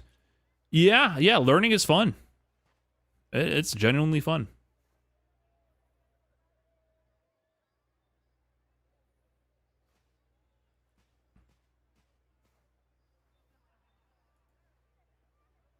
FGC, we want new players to learn, enjoy the game, and get better. Also FGC. So what, you couldn't play the game or learn anything because your opponent has been playing fighting games for a decade. Being frustrated because there are very few people at your skill level is pathetic.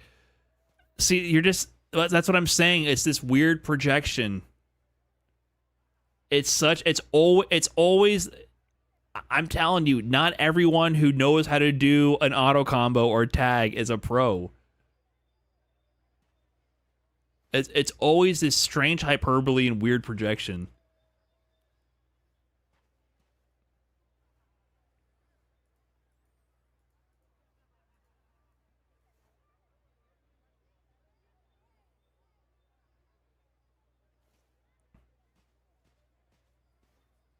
And also, there's people who are competitive, know what they're doing, and still rage quit. Like, I really want that to be firmly understood.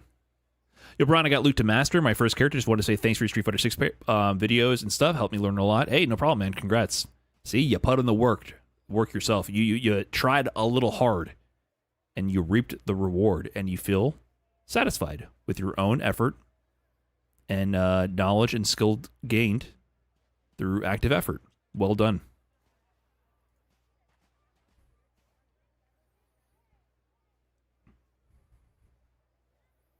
I think it's not losing really so much as the FGC has just been known as one of the most toxic, bullshit, awful, elitist-driven communities out there. No offense, but of course, that's just being real. The term sweat, when it comes to gaming, by definition, is practically made for the FGC. It fits so well. Again, that's just being real. Yeah, like if you're in the FGC, it's a community of people who care about the games and getting good at them.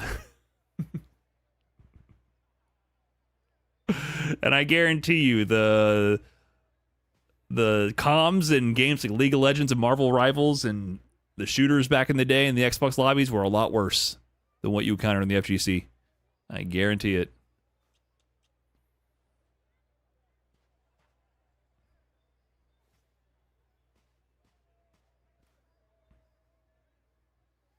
People want to play a game. It's for fun. It's enjoyment. Competitive games is stupid. Esports is stupid. FGC is stupid. You guys are making a mockery out of my hobby. I will never understand the boogeymen that people create in their own minds, that because people play the game for fun and they learned a mechanic or two, that your hobby is ruined. It's just so fucking insane. Like whenever this topic comes up, it's always people who feel entitled to win. That's all it is. You just feel entitled to be better. Like really, a lot of these comments come down to the fact that it's like literally a toddler. When you play a game with a toddler, you have to let them win because they're going to burst into tears and throw a temper tantrum if you don't allow them to win. It seeps through. I'm like, this is shit you were supposed to learn, or like a kindergartner. Like 5 years old, 6 years old, you need to start learning how to lose. Or else you get taken out of the playground. You know what I mean?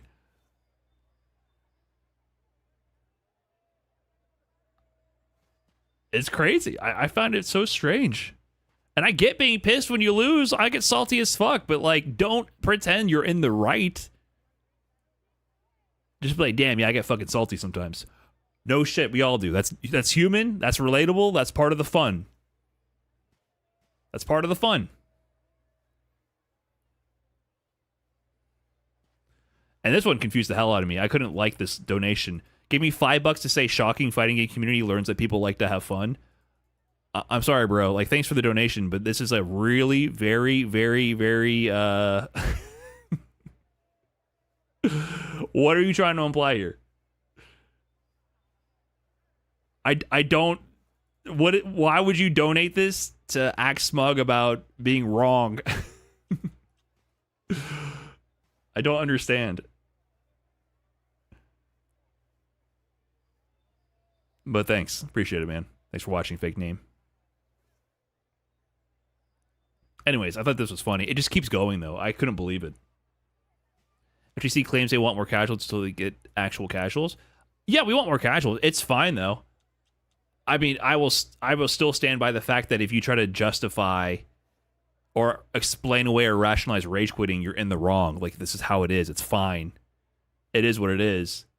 At the end of the day, it's not that it isn't that serious at the end of the day, but to also imply that it doesn't ruin the experience for the other players and makes the community that you don't want to play in is also wrong.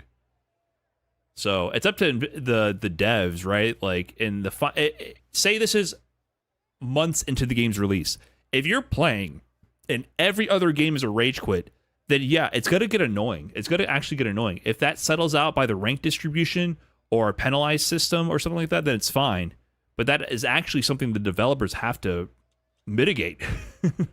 Because it's not fun to get one combo and then the person rage quits. It's actually not fun.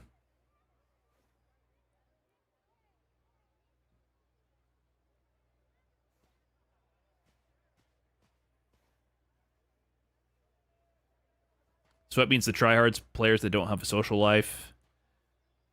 I mean, you're not wrong about me. I don't have a fucking life, but there's some people out there that have a life who know how to play. Not me, though. You got me there.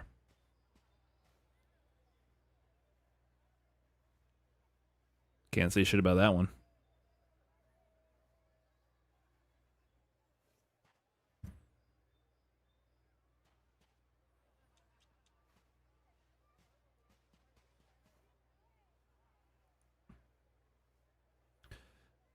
Mocking casuals or just put them away. I'm just telling you, it's not just casuals. That's the part that drives me nuts.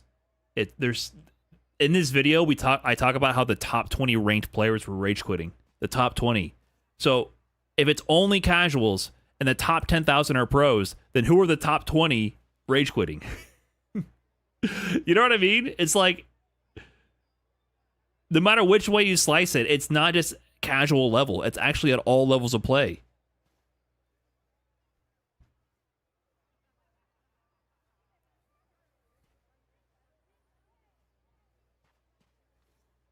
Most of the comments are obviously more normal, but there was a surprising. The worst ones aren't showing up here.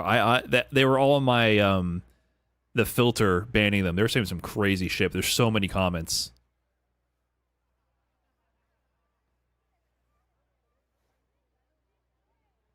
Fighting game players will never admit this, but their entire genre of games lives and breathes by casual gamers.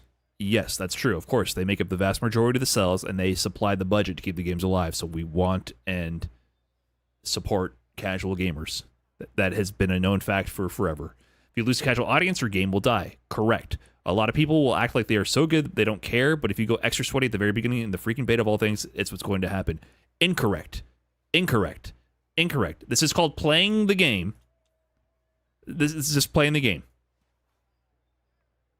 This is just playing the game. This is just playing the game. It's insane, the justification that doing light, medium, heavy is going super sweaty at the very beginning of the freaking beta. It's just playing the game. The casual will just rage quit. And they won't buy the game. The sales will be very low, and the game will flop and get no support. Look at Fighters. DBZ is a hyped IP, and the game got way too sweaty with infinite combos, and no one plays it anymore. Wider audience. This game sold how many millions of copies? What are you talking about? What are you saying? DBFZ sold over 10 million copies. That's fucking incredible. And it still has people playing to this day 5 years after it's been released.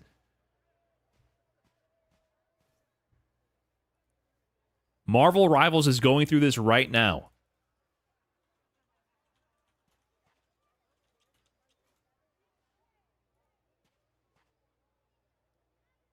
Marvel Rivals right now, 83,000 players. 24-hour peak, 87,000. 87,000 people playing in the past 24 hours. Like, how many people is enough?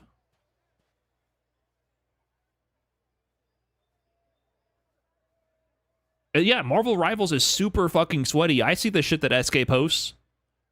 I've seen the clips. That game is super competitive, and people will flame the shit out of you on your own team.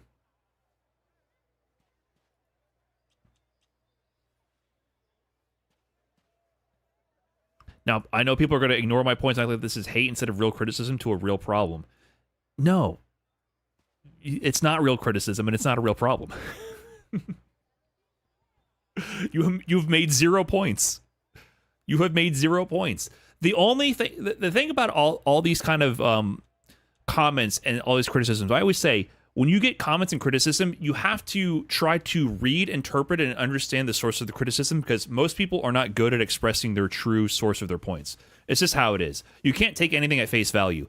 The point to take away from this is there is an impact in terms of player retention for sure with matchmaking. I do agree that matchmaking is very key. To be able to quickly match people with similar skill levels is very important. That is one of the big defining features. And then, of course, like the casual content and other ways to enjoy the game that aren't stressful competitive modes. That is important. None of this other shit matters. There is a truth in there, but it's never the words that they say directly. When the sweaty aspect of the game was brought, listen to the smugness in which he spoke about it. Are these not meant for enjoyment? It's hard to enjoy the game if your opponent immediately throws a temper tantrum. Like, I just want to imagine this imagine real life. This is the craziness to me. Hey, what's up, man? You want to play? Sure, let's play. Fight. Light, medium, heavy. What the fuck, bro? What the fuck are you sweating for? What the fuck you, dude? I'm getting the fuck out of here. Oh, my bad. Please just imagine any of these interactions happening in real life. That's the problem. The problem is there's a social disconnect for sure. Like, there's a big issue there, but just think it through for a second. You can spare 2 minutes. You can spare it, man. You'll be okay. But I do agree that compounds, like proper matchmaking, is very important, of course. That's one of the biggest strengths of Street Fighter 6 is all the casual content, large player population, good matchmaking. It's very easy to find people around your skill level.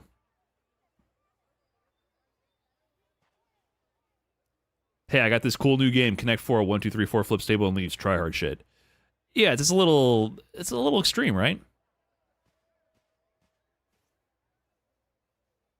I totally get not being happy with the gameplay, though. By the way, I understand not liking the gameplay. It's very tilting. It's very hard to get into. I totally understand why people would want to rage quit. What I'm just saying is, I just don't pretend it's anything but antisocial behavior. Like, that's all I'm saying. I 100% get why anyone, especially new players, would want to rage quit. I understand the feeling 1000%. But we should look at that being like, if you're going to keep queuing up and keep rage quitting, maybe we should ban you from the queue for your good and the sake of your opponents.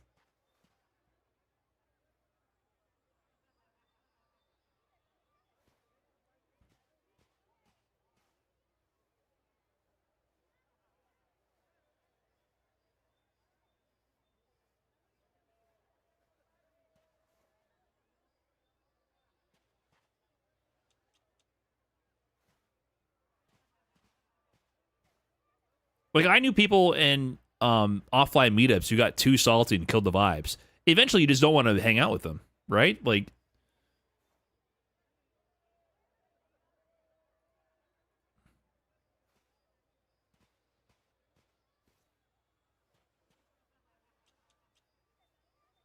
my counter to them is, okay, you're right. What is your solution? We don't try and win. Yeah, they want you to patronize them and treat them like a fucking baby.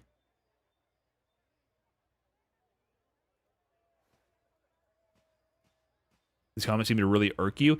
I find the sense of entitlement and throwing a temper tantrum as a human being to be like a deplorable personality vice and something that does make me really angry. And I think it is something that I maybe perhaps see myself as someone who gets salty. Like, it's something that it's a relatable emotion, and I think it's something that has to be stomped out of you as a human being at all costs. It's a deep, ugly mental space to be in, and it makes me viscerally angry. It does. It really does. It's something that genuinely makes me like think less of you as a person. Now, if you were to say like, hey, people don't want to play, you know, whatever, like, but to act like you should coddle me. Whenever someone, it's such entitlement. That shit drives me nuts.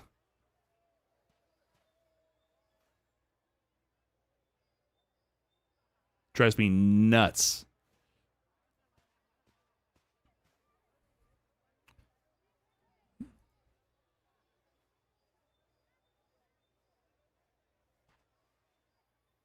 But this is stuff that fighting game devs do need to try to appeal in a wider audience for sure. Here you go, little fella. You can hit me next. Yeah, like, what do you actually want? What do you actually want? I think the difference is being mad at yourself versus being mad at literally every other factor. You can be mad at the game too, but the moment you blame your opponent for beating you, that's when I'm like, brother, like, come on. You can be like, this game is bullshit. I don't feel like playing it. Sure, that's your prerogative, of course. But to be like, you are the problem for beating me? Come on now. Like, what? What are you talking about?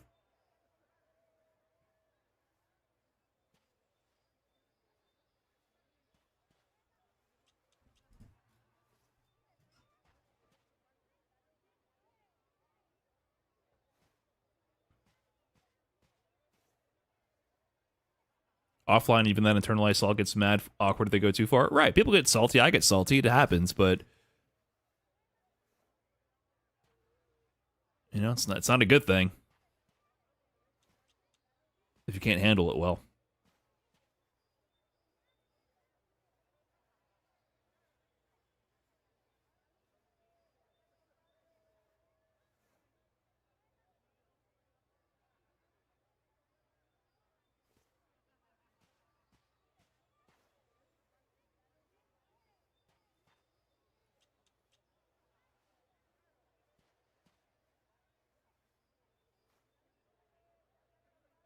There used to be a guy in Street Fighter V that got mad when he would get thrown by non-grappler characters and rage quit and send them salt mail for getting throw looped. Has he tried Street Fighter 6?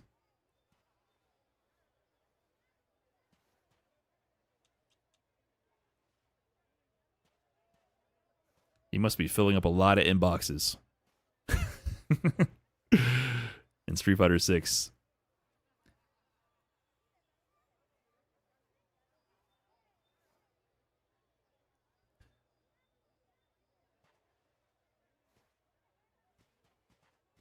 These people haven't. I don't. It's so strange to. Why do you know a game that's not out yet to this extent, and why do you think people have to be subjected to this level of sweat? Light, medium, heavy, 2 buttons to tag. It tells you in the tutorial. This is what I'm saying. It's always this fucking boogeyman that they're goddamn rocket science geniuses to figure out how to press 3 buttons in a sequence and then a macro. Did you go all in your Sage Game Slam students? They weren't fucking pussies. That's the difference. That's the difference. God damn, dude. Insane to me.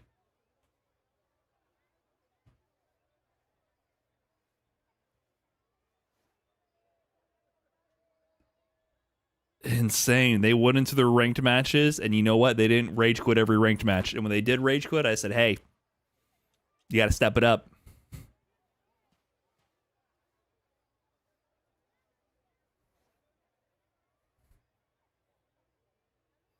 How'd you get better at handling frustration when trying to improve? You just got to take a break and come back and try to pick one thing that you could do better.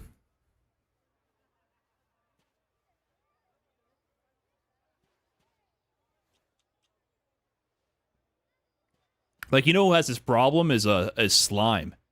Slime has this problem of getting tight as fuck when he loses. And that's what I had to do. I had to step in and be like, hey, man, shut the fuck up. Lock in. Who gives a shit?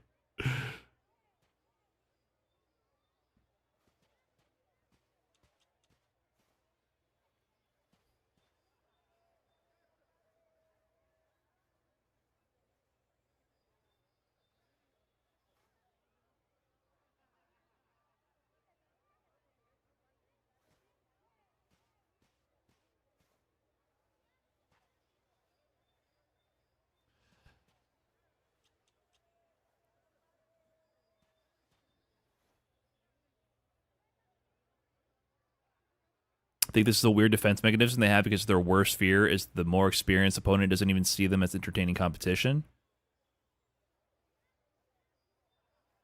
Maybe. I mean, it's just frustration. The problem with the fighting game genre is, like, if you are a casual rage quitting, which once again I get, you lose agency and it feels like you never get agency back because you don't understand how to defend after a combo ends. So one combo where they begin one combo and then you never stop mashing and you're like, you're not blocking while they're comboing you and you're just mashing and you end up getting reset over and over and over again.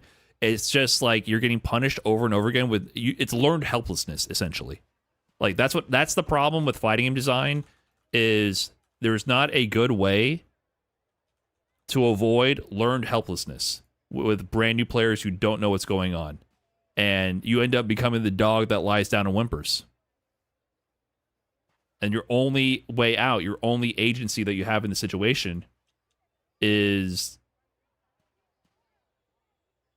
to eventually just like rage quit. That's the only thing that you have agency on. You remember they used to shock puppies to prove that? Remember this was a thing? They used to straight up take puppies and then shock them over and over. And for the puppies, they would put shocks on both sides, so it wouldn't matter what they did. They would get shocked no matter what. And then eventually they did another study. They put them in another container where there was shock and no shock. But because they already learned that no matter what they did, they would get shocked, they would just lie down and take it. And that was science back in the day. Before we realized that, hey, puppies are friends, not animals to be abused for studies. Those are rats. Rats are not friends. Rats are meant to be abused for study. And cows and chickens are food. All right? But dogs, those are friends. Okay? You got to learn these categories.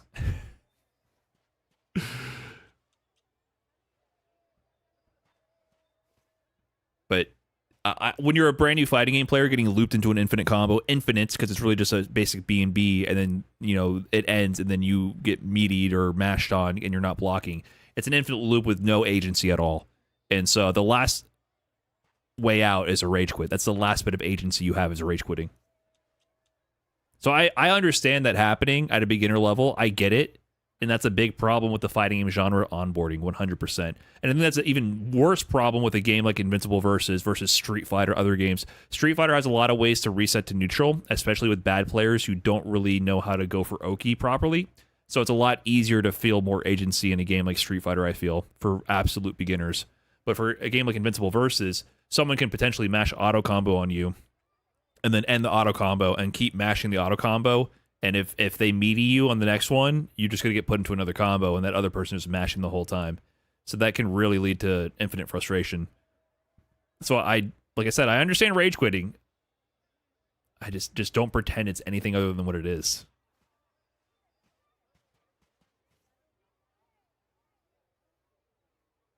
This is a classic image. It's sad. I couldn't find the other one where the dog is literally laying down and crying. We would put this shit in psychology textbooks.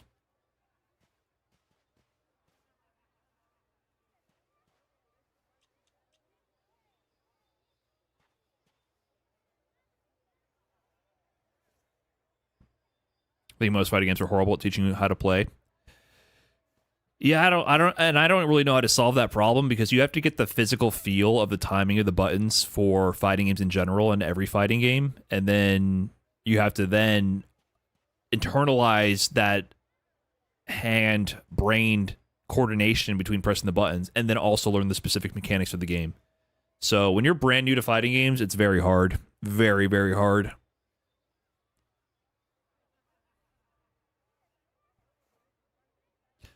I've had times where I was teaching someone fighting games and they straight up told me they didn't care to learn about Oki. Well, sure, they're not at the level where they can understand why they would care. I'm sure if they played long enough, they would get to an understanding, how come when this guy hits me and when their combo and turn ends, I wake up and I feel like I'm in a bad spot again, and they tend to put me into another combo and they repeat that sequence. But when I hit somebody it ends and they're back to defense, and eventually they get to hit me. Like I think they'll start to piece that together as they improve at understanding the flow of the gameplay, and they'll be like, okay, wait, maybe I can get a hit and lead that hit into an advantageous situation to keep it going. That's going to be like way later down the line. Way later. Like that's not something you're going to understand for a while. If you're a casual player, like that's a pretty advanced concept, to be honest.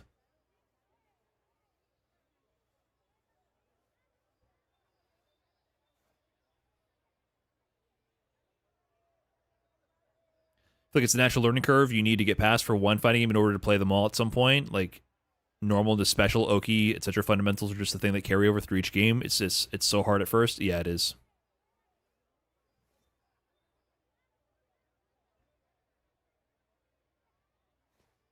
Didn't they do this with a shark or whatever, with a glass blocking other fish, its food? It hit its head so much that when they quietly took the glass away, it never tried to eat the food again, and it starved. I've never heard of that version. It's a dumbass shark. Don't they have good smell or something? Wouldn't something change in the water? Wouldn't the fish also flow in from the water to their side of the tank? This doesn't make sense. I think this. You think about monkeys with the banana? I know monkeys rage quit on the bananas and get trolled by the person running the experiment, not giving them reward. There's that other study where like one monkey presses button, gets banana, other monkey presses button, gets nothing, and they flip the fuck out.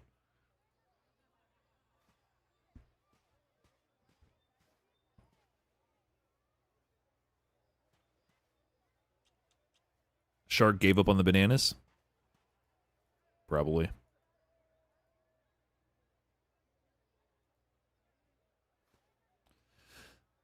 I remember getting hit by my first TOD on DBFZ in a casual matches. That fucked me up. Traumatized. Yeah, fighting games are brutal. Tag games are really unforgiving. I really don't understand what they're thinking trying to make all these games tag games. They're so much more unforgiving. I definitely think a game with a pacing like Street Fighter allows at least a lot more feeling of agency to mitigate that.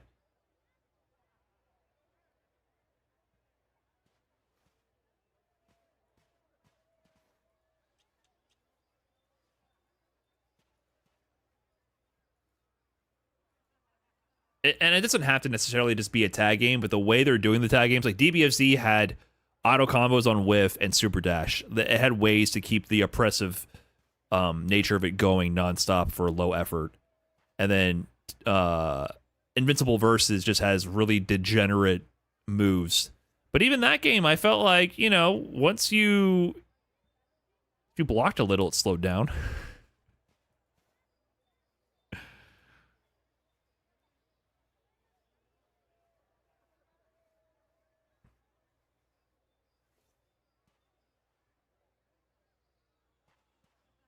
I used to get so angry losing in Street Fighter 4, losing a Dudley mirror when I was a Dudley main. I took a hammer and smashed my stick.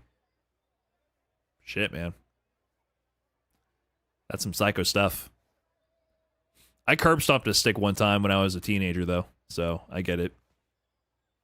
And I deeply regretted it to this day. So you and me, I guess, aren't so different.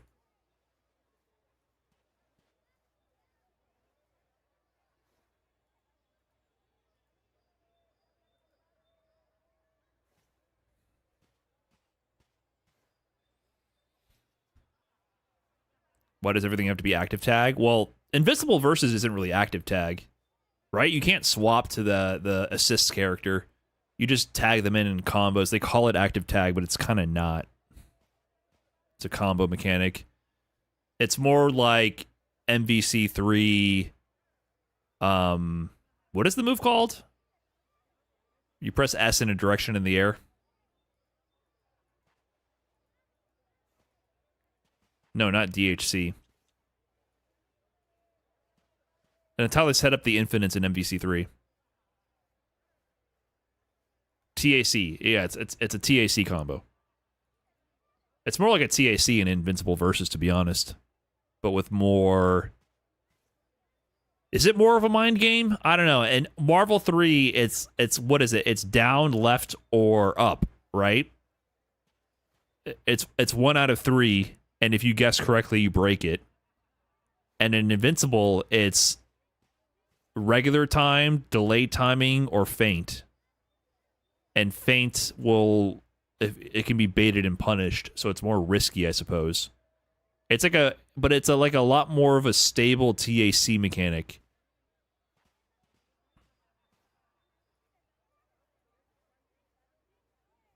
But also more streamlined in a way, because TAC got crazy with the comic book conversions people were doing. And then eventually the infinites.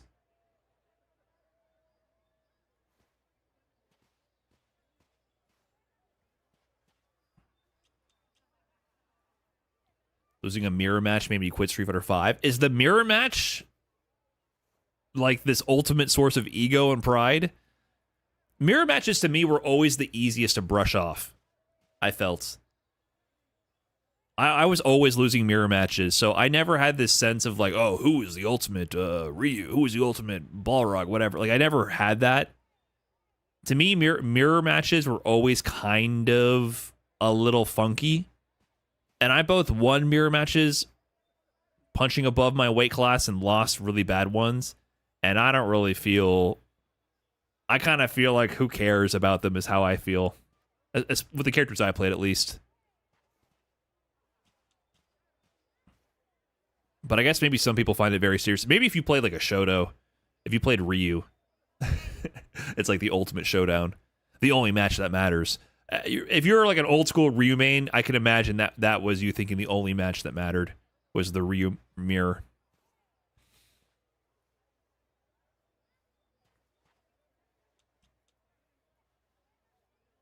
I can't make excuses if I lose a mirror match. Yeah, what are you talking? The mirror match is random. Just say that.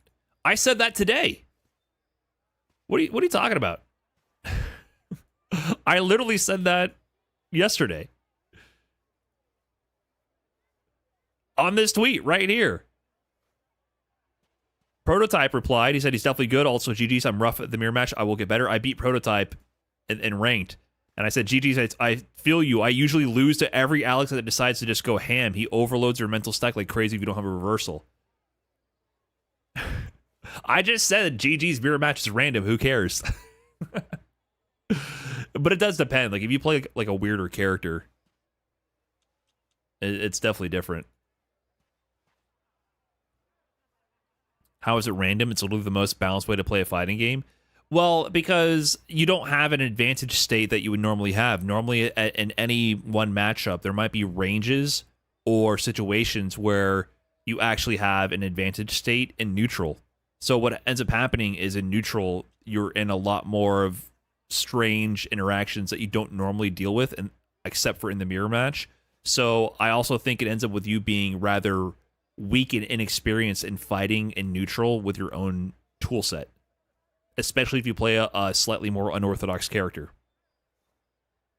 Like, I played Balrog. Both of us trying to do dash punches over and over. Was that like a normal gameplay experience? No, that was actually a very weird and different experience. Now, if you played Street Fighter 4 Ryu, like, you're kind of doing a real classic footsies dance, so it's different. But some mirror matches are definitely strange. Two Guiles going at it, you know what I mean? Like let's think about it for a second. Two Dulcims going at it. It's got to be weird.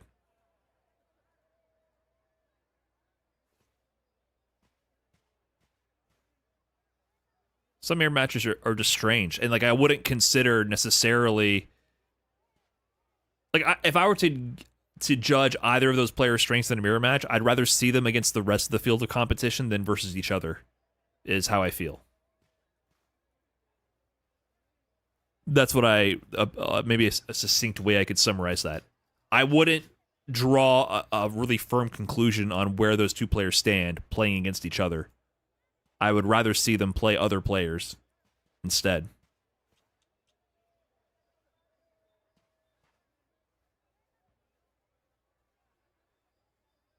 But some mirrors were good. Like I mentioned many times now already. The Street Fighter 4 mirror. Daigo versus Alex Valle at SCR, 2010? Something like that. Classic set. There can be good mirror matches for sure.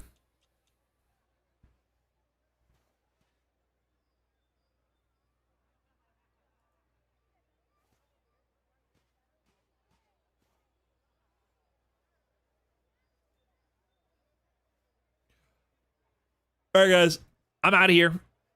Let me quit yapping and just chilling with you guys, venting about people justifying rage quits. I'm gonna send you guys on over to TNS on the Twitch side of things. Thanks for hanging around. GG's everybody I played. Thanks for hanging out, chat. Hey, we're back from commercial break.